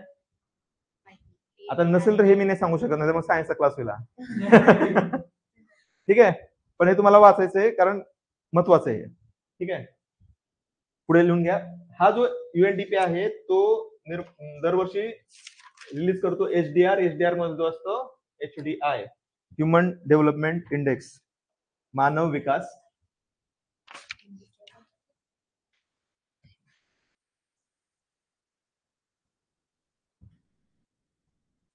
इंडेक्स म्हणजे काय मराठीमध्ये? निर्देशांक. Human development index. ठीक आहे, खूप महत्वाचं आहे हा, माहित पाहिजे, हे छोट्या छोट्या गोष्टी माहित पाहिजेत आपल्याला. कमीत कमी शब्दात लिहा, दीर्घ व निरोगी जीवन.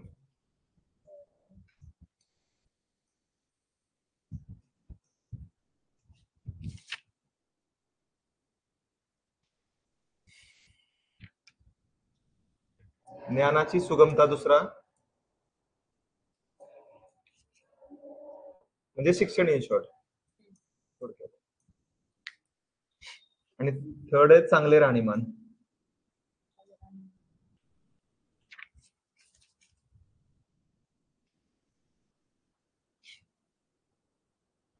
ठीक आहे, काय समज तुम्हाला यामध्ये की हा जो विकास निर्देशांक बनवतो ते ह्या 3 गोष्टी विचारात घेतात. लक्षामध्ये हे विचारू शकतो. जसं आपण पेपरमध्ये बघितलं, मल्टी डायमेन्शनल पॉवर्टी इंडेक्स साठी काय विचारात घेतलं प्रश्न आलता, तुम्ही आता बघितला. आलं, 4 ऑप्शन दिले होते, 3च विचारात घेतले जात होते. इन्कम विचारात घेतला जात नव्हता, तो सोडून बाकीचे ऑप्शन बरोबर. तसं तुम्हाला इथे पण मानव विकास निर्देशांक बनवताना कोणत्या गोष्टी विचारात घेतल्या जातात ते विचारलं जाऊ शकतं. लक्षामध्ये सिंपल प्रश्न असतात, उगीच सगळं आपण करत बसतो नाही. एकदम जे प्रश्न जुने पेपर म्हणून आपण वाचतो, कारण आपल्याला बघायचं की आयोग काय विचारते. लक्षात, आणि त्याच्या अवतीभोवती आपण करायचं.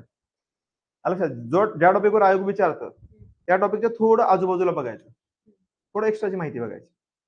PhD नाही करायची त्यामध्ये आपल्याला. लक्षामध्ये, कारण खूप विषय आहेत. जसं आपण आता वॅक्सिन बोललो, यावरती पण प्रश्न येणार आहे. लक्षात, व्हायरस हे बॅक्टेरिया वगैरे बघितलं, त्याच्यावरती पण प्रश्न येणार आहे. लक्षामध्ये तुम्हाला बेसिक माहित पाहिजे. सो तुम्हाला 4 मध्ये एक ऑप्शन निवडता आला पाहिजे. आता याच्यामध्ये 2 फॅक्टर आहेत. एक आहे शालेय शिक्षणातील सरासरी वर्षे, शालेय शिक्षणातील सरासरी वर्षे, आणि दुसरं आहे अपेक्षित शैक्षणिक वर्षे, अपेक्षित शैक्षणिक वर्षे.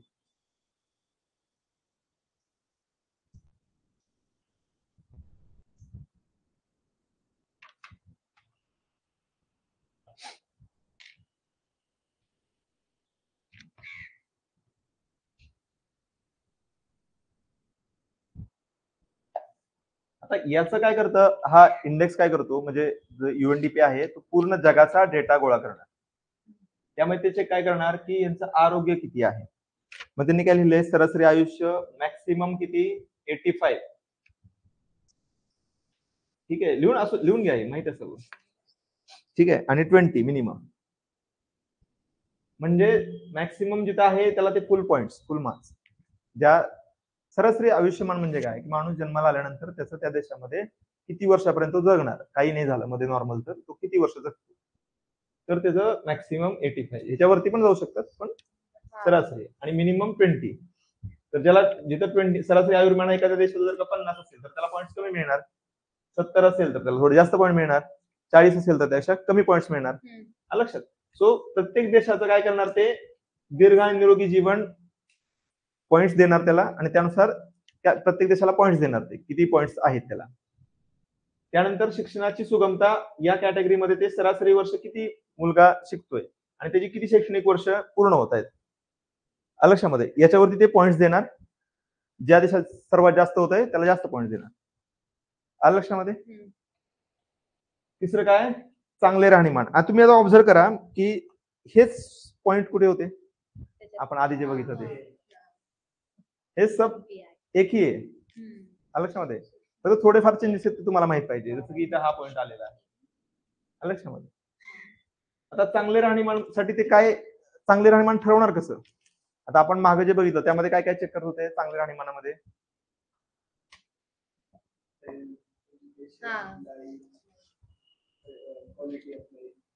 आणखी घर, वीज, हा, इंधन, स्वच्छ पाणी हा. आहे का, पेयजल वगैरे ह्या गोष्टी बघत होते. हा, ते. करेक्ट आहे. मग इथे काय बघणार, UN काय बघतं, क्रय शक्ती किती आहे, इन्कम नाही, क्रय शक्ती. PPP परचेसिंग पॉवर पॅरिटी, त्याची खरेदी करण्याची शक्ती किती आहे त्या पॉप्युलेशनची.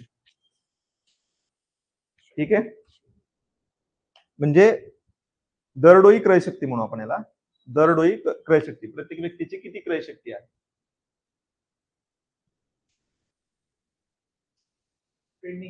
हा, आपण स्पेंडिंग म्हणू शकतो इंग्लिशमध्ये. स्पेंडिंग पॉवर किती आहे, purchasing power, purchasing power per capita, purchasing power म्हणा आपण, per capita purchasing power. Correct. म्हणजे काय, दरडोई क्रय शक्ती. आता काय करणार ते, या सर्व गोष्टींचा विचार करणार, प्रत्येक देशाला त्यावर पॉईंट देणार आणि रँकिंग पूर्ण करणार त्यांची. ठीक आहे, भारताचं किती आहे आता रँकिंग, किती आहे भारताचा आता सध्या HDI आहे 0. तुम्हाला लक्षात घ्या, तुम्ही आता हे आपण फाउंडेशन मॅच करतोय, फक्त हे बेसिक गोष्ट लक्षात घ्या. तुम्हाला मी जे सांगितलंय, दरवर्षी जे डेटा येतो तो अपडेट करायचा आहे. लक्षामध्ये आपण लिहूया हे, याचा HDI किती आहे, 0.6.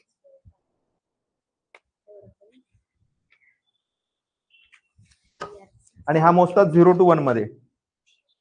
काय मोजतात, 0 to 1. 0 to 1. आपण रँकिंग बघणार आहोत सगळं डिटेल मध्ये, कारण रँकिंग वरती प्रश्न विचारला, म्हणून रँकिंग माहित पाहिजे आपल्याला. लक्षामध्ये 0 म्हणजे काय, नाही, विकास नाही, आणि 1 म्हणजे विकास आहे. फरक आहे तिकडे इकडे, लक्षात आलं. हे माहित पाहिजे, 0 म्हणजे विकास नाही, 1 म्हणजे विकास. आहे. आपला किती आहे. 3. आता याच्यामध्ये तुम्ही नीट लक्षात घ्या की आपण काय काय विचारात घेतलं मानव विकासामध्ये, निरोगी आणि दीर्घ आयुष्य घेतलं, आपण शिक्षण घेतलंय, आणि आपण राहणीमानामध्ये परचेसिंग पॉवर घेतलेली आहे. यानं आपण खऱ्या अर्थाने विकास सांगू शकतो का. इथे काय काय नाही घेतलं जे आपण मागच्या लेक्चर्स मध्ये पाहिलेलं आहे.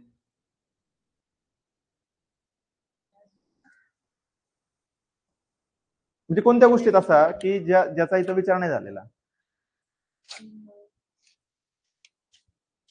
देशाच्या पॉप्युलेशन मध्ये जी पॉवर्टी त्याचा विचार नाही झालेला, इनइक्वेलिटी आहे जी देशामध्ये त्याचा विचार झालेला आहे का. कारण आपण जेव्हा दरडोई म्हणतो त्यावेळेस आपण टोटल जे क्रय शक्ती आहे डिवायडेड बाय पॉप्युलेशन करतो, पण त्यात काही ठराविक लोकांकडे जर सगळे असेल तर बहुतांशी तर गरीब आहेत ना. दरडोईमध्ये काय होतं की आपण ऍव्हरेज घेतोय, म्हणजे जर भारतात आपण दरडोई उत्पन्न 100 म्हणलं तर याचा अर्थ प्रत्येक माणसाचं 100 उत्पन्न, म्हणजे अंबानीकडे 100 येतं आपल्याकडे 100 याचा अर्थ होतो. लक्षामध्ये, पण असं आहे का. म्हणजे याच्यामध्ये कशाचा विचार नाही केलेला, पॉवर्टीचा विचार नाही केलेला, त्यानंतर इनइक्वेलिटीचा विचार नाही केलेला, जेंडरचा विचार नाही केलेला की महिलांचं किती सशक्तीकरण झालेलं आहे. लक्षामध्ये तो याच्यामध्ये विचार केलेला नाहीये. तर ते पॉइंट्स काय त्याचे ड्रॉबॅक्स आहेत. लक्षामध्ये, मग ते फक्त असे पॉइंट लिहून घ्या, फक्त दारिद्र्य. आता जेंडरसाठी त्यांनी आता नवीन इंडेक्स आणलेले. आपण फक्त HDI साठी बोलतोय. HDI चे ड्रॉबॅक काय, HDI मध्ये याचा विचार केलेला नाही, म्हणून मग त्यांनी इनइक्वेलिटी बेस्ड इंडेक्स आणलेला आहे. म्हणजे इनइक्वेलिटी ऍडजस्ट करण्यासाठी इनइक्वेलिटी ऍडजस्टेड HDI आणला. जेंडरच्या मध्ये जेंडर डेव्हलपमेंट इंडेक्स आणला. ते आणला का, कारण हे पॉइंट्स होते त्याचे. ठीक आहे, पॉवर्टी, अजून काय, इनइक्वेलिटी. बरोबर, फक्त हे माहिती असू द्या, म्हणजे पुढच्या इंडेक्सची आपण पार्श्वभूमी तयार करतोय.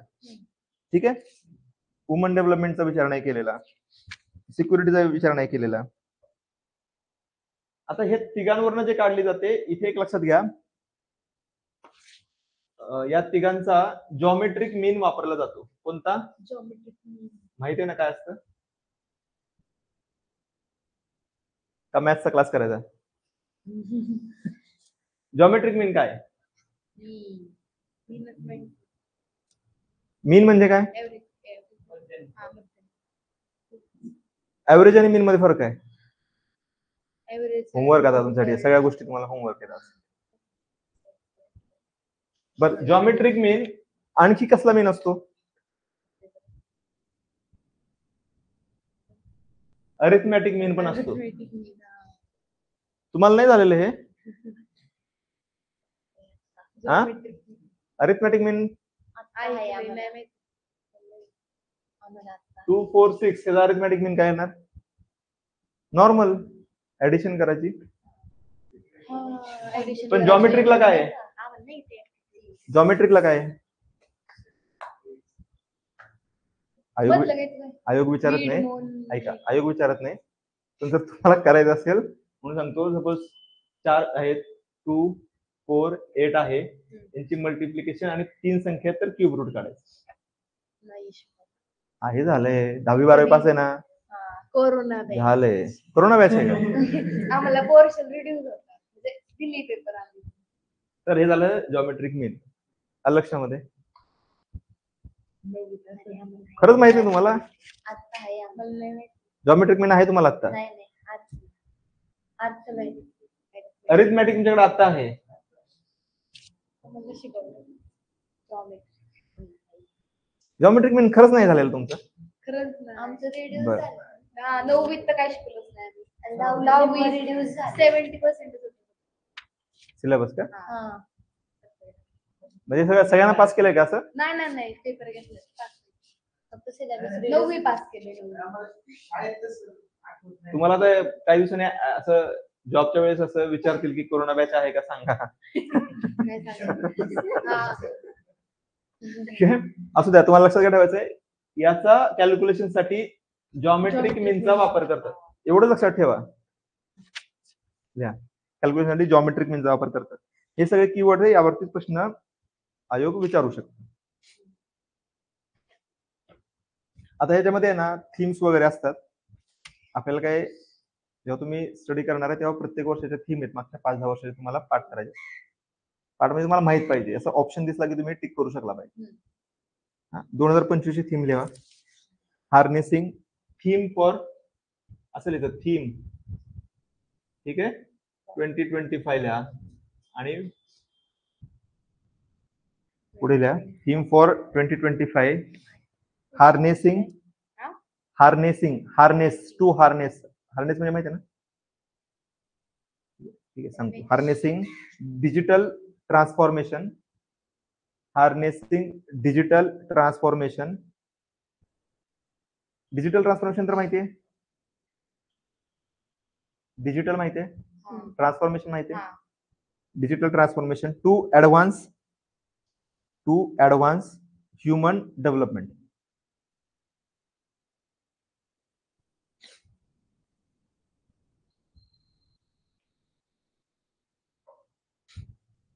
ठीक आहे, हे क्लिअर झालंय का? काय सांगायचं राहिलं होतं यामध्ये? आपल्याला रँकिंग बघायचंय. रँकिंग बघूया. हा आपण इंडेक्स बघितला. 3 जॉमेट्रिक मीन आहे, हे मॅक्स टाईपचं. ठीक आहे. पॉवर्टी इनइक्वालिटी आणि जेंडर वगैरे पण लिहा. ठीक आहे, जेंडर डेव्हलपमेंटचा विचार नाहीये. ठीक आहे, त्याच्या रिलेटेड त्यांनी मग आणखी इंडेक्स काढले. इनइक्वालिटीला ऍडजस्ट करायला त्यांनी इनइक्वालिटी ऍडजस्टेड HDI काढला. ठीक आहे, यामध्ये काय इश्यू? जॉमेट्रिक मीन लिहिलं का? आणि तर कसं काढतात ते पण शिकून घ्या. मी तर सांगितलं तुम्हाला कसं काढतात. टोटल करायची. मल्टिप्लाय करायचं. जॉमेट्रिक म्हणजे काय? मल्टिप्लाय. 2 4 8 असेल, मल्टिप्लिकेशन किती येईल?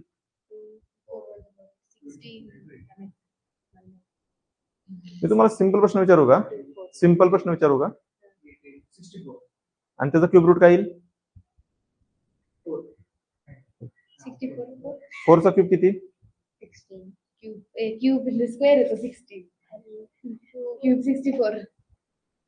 एक मिनिट. 1 चा क्यूब किती आहे? 1 चा क्यूब किती आहे? 2 चा? 2 चा क्यूब स्क्वेअर ना 8. क्यूब 8. 3 चा? 3 चा 27. 4 चा? 64. 5 चा? 125. 6 चा? नाही माहिती.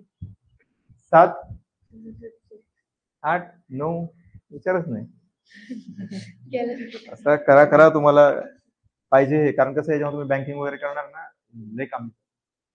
मेंटल अबिलिटी लक्षामध्ये, त्याच्यामध्ये याच्यावरतीच प्रश्न सुटतात.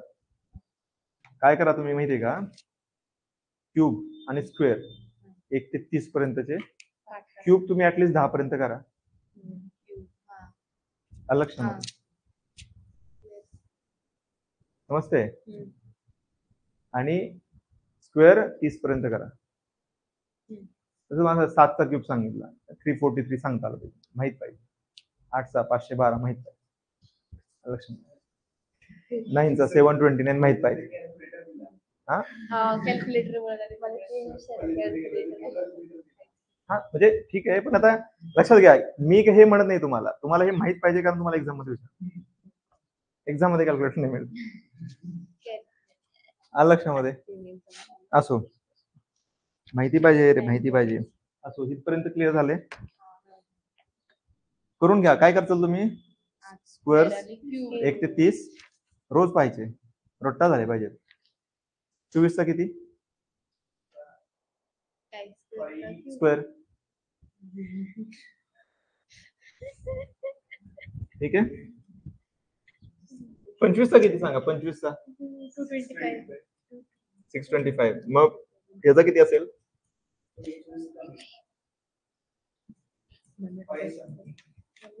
576 आहे.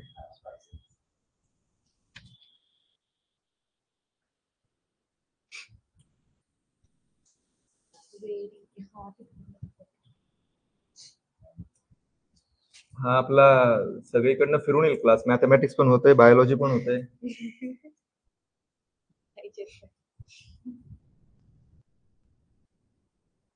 काय करणार तुम्ही सांगा? 1 ते 30चे स्क्वेअर पाठ करायचे, पाठ. झोपेत उठवलं तरी सांगता आले पाहिजे लक्षामध्ये. आणि 1 ते 10चे क्यूब पाठ पाहिजे. कॅल्क्युलेशनला खूप सोपं पडतं, वेळ पुरतो. आणि बऱ्याच वेळा तुम्हाला प्रश्न बघितले की तो उत्तर, कारण मला ते नंबर काहीतरी सांगतायत ना लक्षामध्ये. हे लिहून घ्या. हे HDI रँकिंग असेल यामध्ये, तर आपण सांगायचं की बाबा 1 ते 69 मध्ये रँकिंग आहे देशांमध्ये, तर आपण हाय HDI म्हणजे ह्युमन डेव्हलपमेंट इंडेक्स असणाऱ्या देशांमध्ये मोडतो. आता भारताचा रँक किती आहे? 134. किती आहे भारताचा? 134. आता नीट लक्षात घ्या, प्रश्न कसे विचारतात नीट लक्षात घ्या. तुम्हाला हे माहित का पाहिजे? तर कधी कधी प्रश्न असं नाही विचारणार आहे की भारताचा रँक किती आहे. प्रश्न असा आहे की भारत कोणत्या गटात येतो. तुमच्या लक्षात आला मुद्दा काय? मग मुलं म्हणतात की अरे पेपर लय अवघड होता, कारण पोरांनी फक्त एवढंच पाठ केलंय. लक्षात येतं तुम्हाला काय म्हणतात ते? जर प्रश्न असा आला की भारत हा लो HDI मध्ये मोडतो, हाय HDI मध्ये मोडतो, त्यांनी कुठंच म्हणलेलं नाहीये की म्हणजे भारताचं एक्झॅक्टली किती रँक आहे, कुठंच विचारलं नाही त्यांनी. त्यांनी एवढं विचारलं की कोणत्या HDI मध्ये मोडतो भारत. तर मीडियम मध्ये मोडतो. का? कारण भारताचा रँक जो 134 येतो याच्यामध्ये. प्रश्न समजला ना? म्हणून हे तुम्हाला माहिती पाहिजे, हे माहिती पाहिजे. आता जसं आपण उदाहरण घेऊया की आपण आता चायना घेऊया. चायनाचा रँक किती आहे? 75 आहे. चायनाचा रँक किती आहे? 75. आता आपल्याला काय असतंय, एवढंच माहित असतं की अर्थव्यवस्था, आपण विकसनशील, ते पण विकसनशील. मग आपण ते इकडे जोडतो. विकसनशील सगळ्यांना मिडियम मध्ये, इथं पण मिडियम मध्ये टाकायचं. आपण मग लॉजिक लावतो की चायनाची पण पॉप्युलेशन जास्त आहे, त्यांच्यामध्ये पण इक्वेलिटी असणार, सगळं असणार. पण HDI म्हणते त्यांचा रँक किती आहे? 75. मग ते कुठे येणार? हाय मध्ये. याच्यावर प्रश्न विचारले का पूर्वी मेन्सला? याच्यावर प्रश्न आलेले आहेत लक्षामध्ये. म्हणून तुम्हाला मी सांगतो की हे गरजेचं आहे. बाकीचे बोलवचन नंतर, हे प्रश्न यावरती येणार आहेत. तुम्हाला प्रश्न जरुरी नाही की रँकच विचारतील, मला रेंज पण माहित पाहिजे, त्या रेंज मध्ये काय म्हणतो आपण ते पण माहित पाहिजे. ठीक आहे. आता पहिल्या नंबरला कोण आहे? स्वित्झर्लंड. हे बदलत राहता नंबरिंग. नॉर्वे, नॉर्वेवर होतं पूर्वी. हा, त्याच्या ते खेळत राहतात, पहिला दुसरा. ठीक आहे, आपल्याला ते इम्पॉर्टंट नाहीये. हे तुम्ही रँकिंग नंतरच करून घ्या, कारण आपण याचं काहीतरी हे करूया. याचं आपण रँकिंगचं आहे ना बनवूयात, वेगवेगळ्या रँकिंग बनवूया शॉर्ट नोट्स आणि ते देऊया तुम्हाला. ठीक आहे, मग तुम्हाला ते फक्त पाठ करावे, सोपं जाईल. फक्त हे समजलं ना, यामध्ये काय अडचण नाही. आता मी का म्हणतो की हे मध्ये एवढं इम्पॉर्टंट नाहीये, कारण आता मी तुम्हाला 2 देश सांगतो.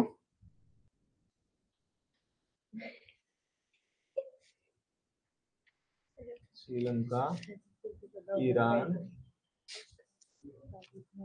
मालदीव. हे 3 देश तुम्हाला माहिती आहेत? हे 3 देश माहिती आहेत तुम्हाला? श्रीलंका हा हाय मध्ये येतो, मिडियम मध्ये येतो, लो मध्ये येतो? कशामध्ये येतो हा? कशामध्ये येतो? लो मध्ये येत असेल, कारण त्यांना खाण्याचा प्रॉब्लेम झाला होता, एवढा मोठा खूप झाला होता, एड दिली सगळ्यांनी. म्हणजे आता मी उदाहरण देतो. एक व्यक्ती आहे, तो आहे ना खूप कष्ट करतो, महिन्यात शेवटी त्याला 15,000 रुपये 10,000 रुपये मिळतात, आणि तो खातोय वगैरे मस्त, काही नाही एकदम. आणि मग त्याला कसं आहे, त्याला भाडं द्यायचंय घराचं, तो जिथं राहतील तर भाडं द्यायचंय, मग त्याला काय असेल बाकीच्या गोष्टी, इलेक्ट्रिसिटी बिल आलं, सगळं आलं. त्यामुळे काय होतंय, जो तो खाण्याचं आहे ना, तो थोडं कॉम्प्रोमाइज करतो, म्हणजे एकदम न्यूट्रिशियस डाएट खात नाही, नॉर्मल खात. त्याच्या शेजारी एक दुसरा भिकारी आहे, त्याला काही काम नाहीये, तो प्रत्येकाकडे जातो, मागतो, बट खातो. पण खातो. आलं लक्षामध्ये? मग तुम्ही त्याकडे बघून हेल्थ वाईज जर तुम्ही जे कॅरेक्टर काढले, तर कदाचित एखादा कमवणारा, मेहनत करणारा तुम्हाला हेल्थ थोडा डिफिशियंट दिसेल, आणि एखादा भिकारी एकदम चांगला दिसेल, तुम्हाला धडधाकट दिसेल. आलं लक्षामध्ये? म्हणजे याचा अर्थ कोणाच जास्त डेव्हलपमेंट झाली नाही. कसं आहे थोडक्यात हे, की श्रीलंका हा हाय मध्ये येतो, तो आपल्याकडनं घेतो, ज्याकडून एड घेईल, पण तो हाय मध्ये येतो, कारण त्याचा रँकिंग आहे 78. ठीक आहे. इराणची पण किती आहे? 78. इराणची पण किती आहे? 78. श्रीलंकेची पण आहे 78. मालदीव्स माहिती आहे तुम्हाला? मालदीव्स बद्दल काय माहिती आहे? जेनझीला तर माहितीच पाहिजे. नाही, तुमची जेनझीच्या पुढचं आहे का यांचं? जेनझीच आहेत ना? हा, जेनझी. ओके. हा, मालदीव्स माहिती आहे? काय ऐकलंय मालदीव विषयी? काय? हा,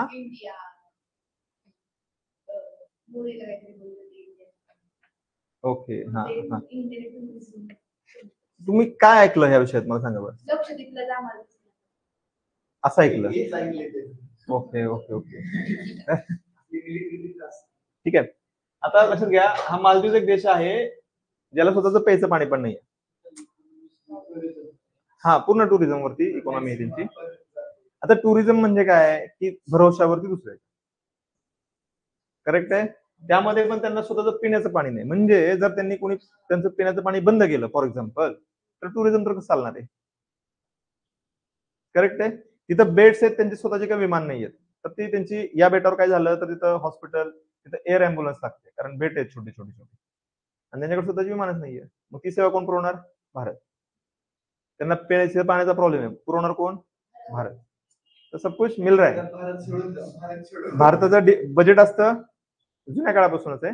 भारताचं बजेट आहे, तर या श्रीलंकेसाठी 100 कोटी अलोकेट आपल्या बजेटमध्ये असतात, मालदीवसाठी 100 कोटी अलोकेट असतात. म्हणजे भारत, आपण बजेट बनवताना देशाचं, त्यांच्यासाठी 100 कोटी राखून ठेवतो, राखून ठेवायला. भारत यांना हे पैसे राखून ठेवतो यांच्यासाठी, 100 कोटी 200 कोटी त्यांना आपण देतो. पण याचा रँक किती आहे? 87. आणि हा कुठे येतो? हा एचडी. हे सांगण्याचं कारण काय आहे, की तुम्ही त्या देशाच्या स्टेटसवरती हे ठरवू नका रँकिंग किती, तुम्हाला माहित पाहिजे.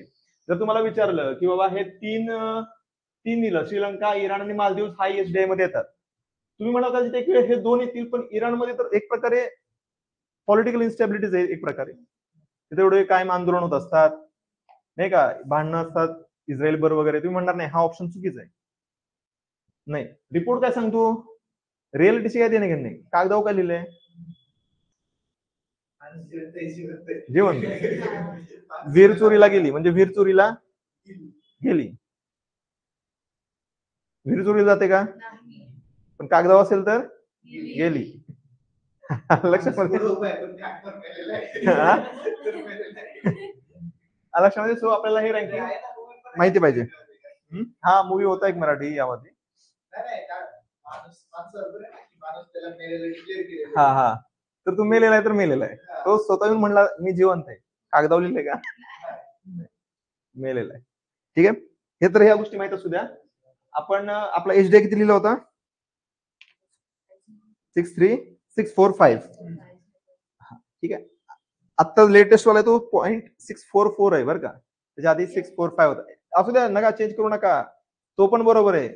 मला त्या वर्षीचा विचारला तर तो असणार आहे. या वर्षीचा विचारला तर 44 असणार आहे. त्यामुळे म्हणलं की तुम्हाला डेटा माहित पाहिजे, थोडा थोडा चेंज असलेला. एवढं नाही विचारणार, रँकिंग विचारतील. ठीक आहे. ते एक काळ होता नाही का, 18-19 त्या काळामध्ये ते पॉईंट मध्ये पण विचारायचे मेन्स मध्ये. आता जर थोडं त्यांनी कमी केलेले, त्यामुळे वाचताय तुम्ही, पण परत कधीही सुरू करू शकतात. सो रेडी राहिलेलं चांगलं. हे क्लिअर झालं का?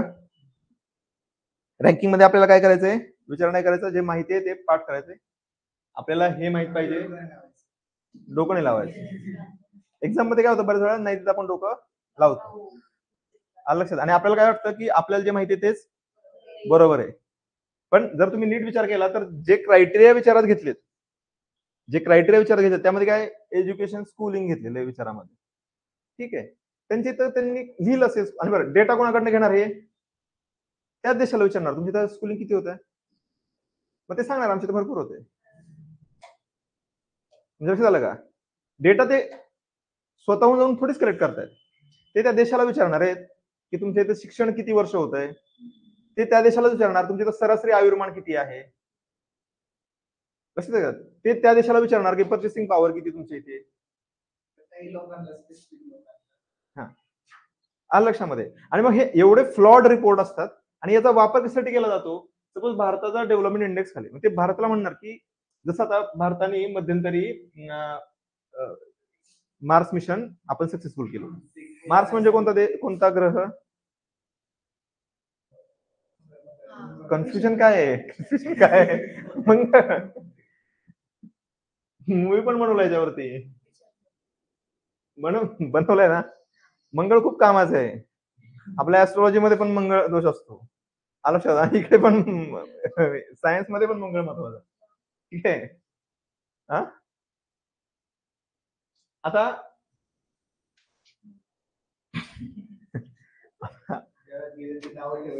हा, म्हणजे आता आपण जर मिशन मंगलयान सक्सेसफुल केलं, ठीक आहे, तर आपल्याला लोक काय म्हणणार? बाहेर तिथे रिपोर्टिंग झालं होतं की तुमच्या लोकांना खायला नाही म्हणे आणि तुम्ही मार्स मिशन करता. मग ते कोणत्या बेसवर बघतात? ते म्हणतात यांचा रँक कुठे? अजून इंग्लंडचं स्वतःचं मिशन नाही कोणतं, चंद्रावरती पण गेलेलं नाही ते.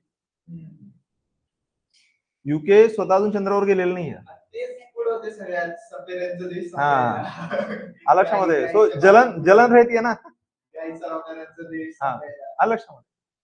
तो तर एकदम आपण त्यावरती जसं प्रोग्रेस होत तसं बघूया की शेवटला बघूया. जर वेळ परमिट केला आपल्याला तर, आपल्याकडे नाही करणार परमिट आपल्याला नेहमीप्रमाणे. कारण बोलणार खूप आहे आपल्याकडे, पण महत्वाचं कसं आहे, आपण एक्झाम साठी आलो इथे, तर एक्झाम ओरिएंटेड जास्त राहिलं पाहिजे. इथपर्यंत काय प्रॉब्लेम? कळलं? रँकिंग पाठ करायचंय. हे तुम्हाला जे आपण क्लासिफिकेशन केलेलं आहे त्यांचं उच्च, मध्यम वगैरे ते तुम्हाला माहीतच पाहिजे. लक्षात? आता दुसरा लिहा, भारताचा मानव विकास निर्देशांक. ते कोण करत होतं? UNDP करत होतं. सो भारत म्हणलं आम्ही आमचं स्वतःच पण करणार. ठीक आहे.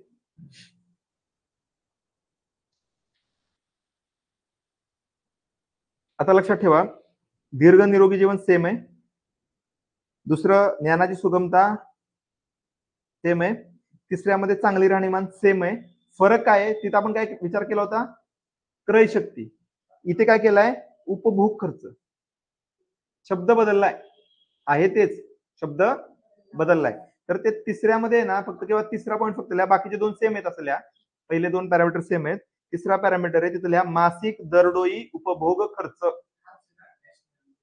हा, नॅशनल बरोबर.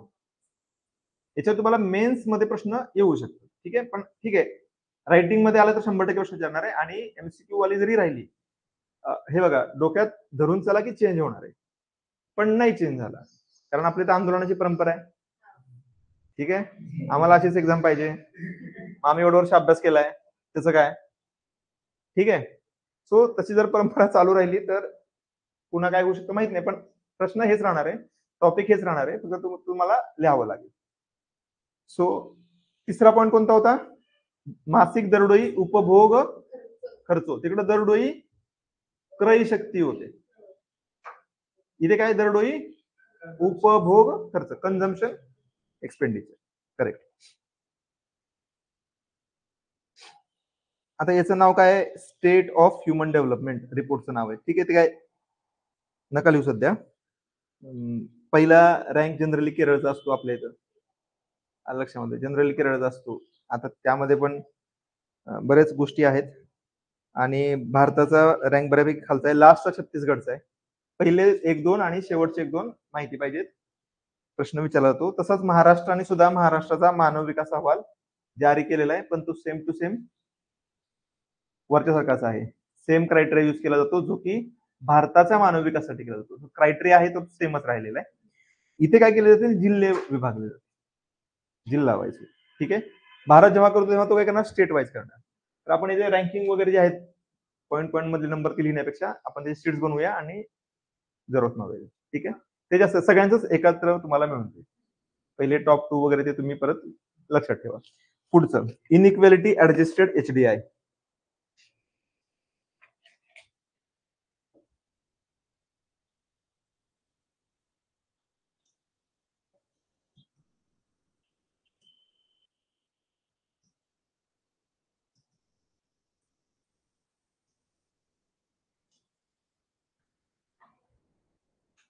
आता पण म्हणलं होतं की HDI मध्ये प्रॉब्लेम काय होता?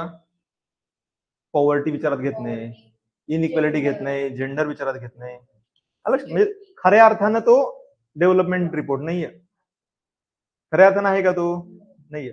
पॉवर्टीचा तुम्ही विचारात घेत नाहीये, कसा अर्थानं तुम्ही डेव्हलपमेंट विचार करणार? शिक्षण पाहिजे, तुम्ही विचारात घेताय का? नाही घेते, घेताय. शिक्षण घेताय विचारात, शिक्षण घेतलंय विचारात. आलं लक्षात? जेंडर डेव्हलपमेंट घेताय विचारात? नाही घेत. त्यासाठी त्यांनी एक नवीन काढला HDI, आणि हे लक्षात घ्या, नवीन नवीन येतच राहतात. हा, आपण काय करूया, पहिल्यांदा एक एक लिहून घेऊया. हा एक लिहा, दुसरा पॉईंट लिहा जेंडर इनइक्वेलिटी इंडेक्स, त्याच्या खाली लिहा, आणि परत आपण एक एक एक्सप्लेन करूया. जेंडर इनइक्वेलिटी इंडेक्स, त्यानंतर जेंडर डेव्हलपमेंट इंडेक्स,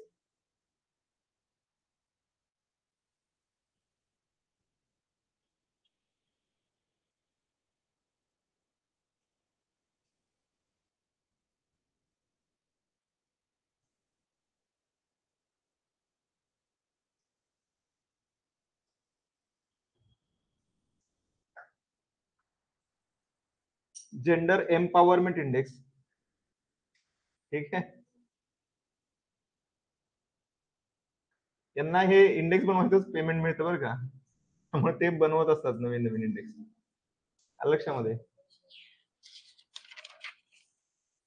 आणि आपल्याला ते पाठ करण्यासाठी मिळतं, म्हणून आपण पाठ करायचं. तिसरं आहे global gender gap index. Gender gap index,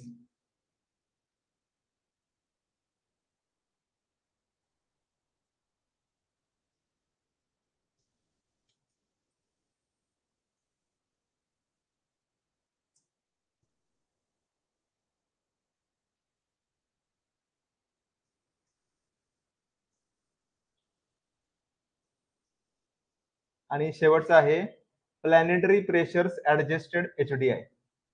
ठीक आहे,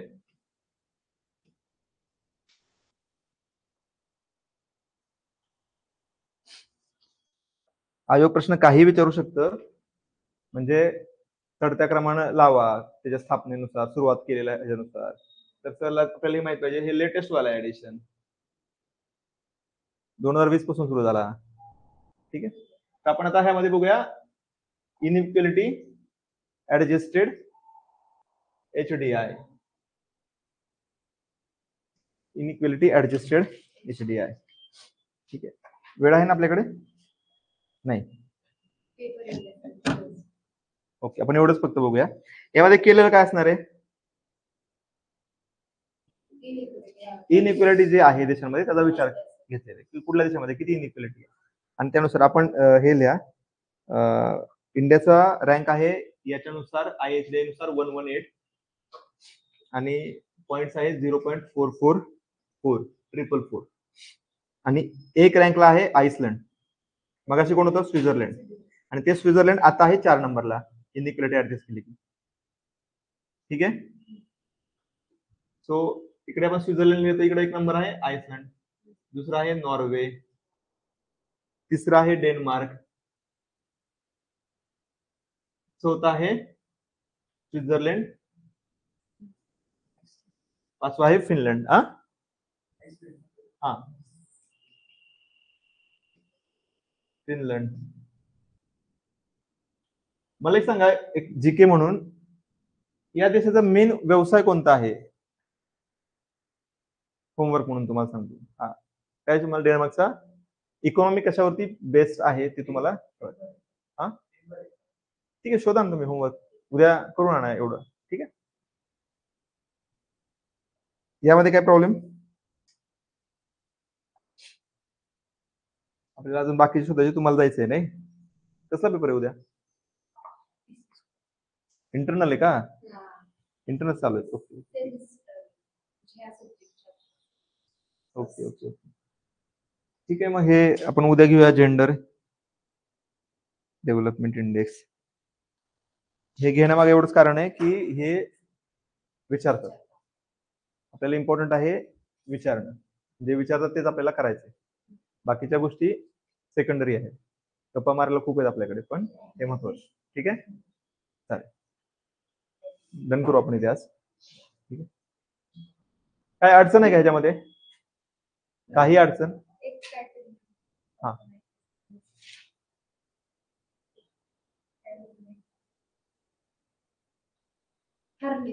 हा, हार्नेस वर्ड जायचं डिक्शनरी चेक करायचं, हार्नेस अर्थ काय.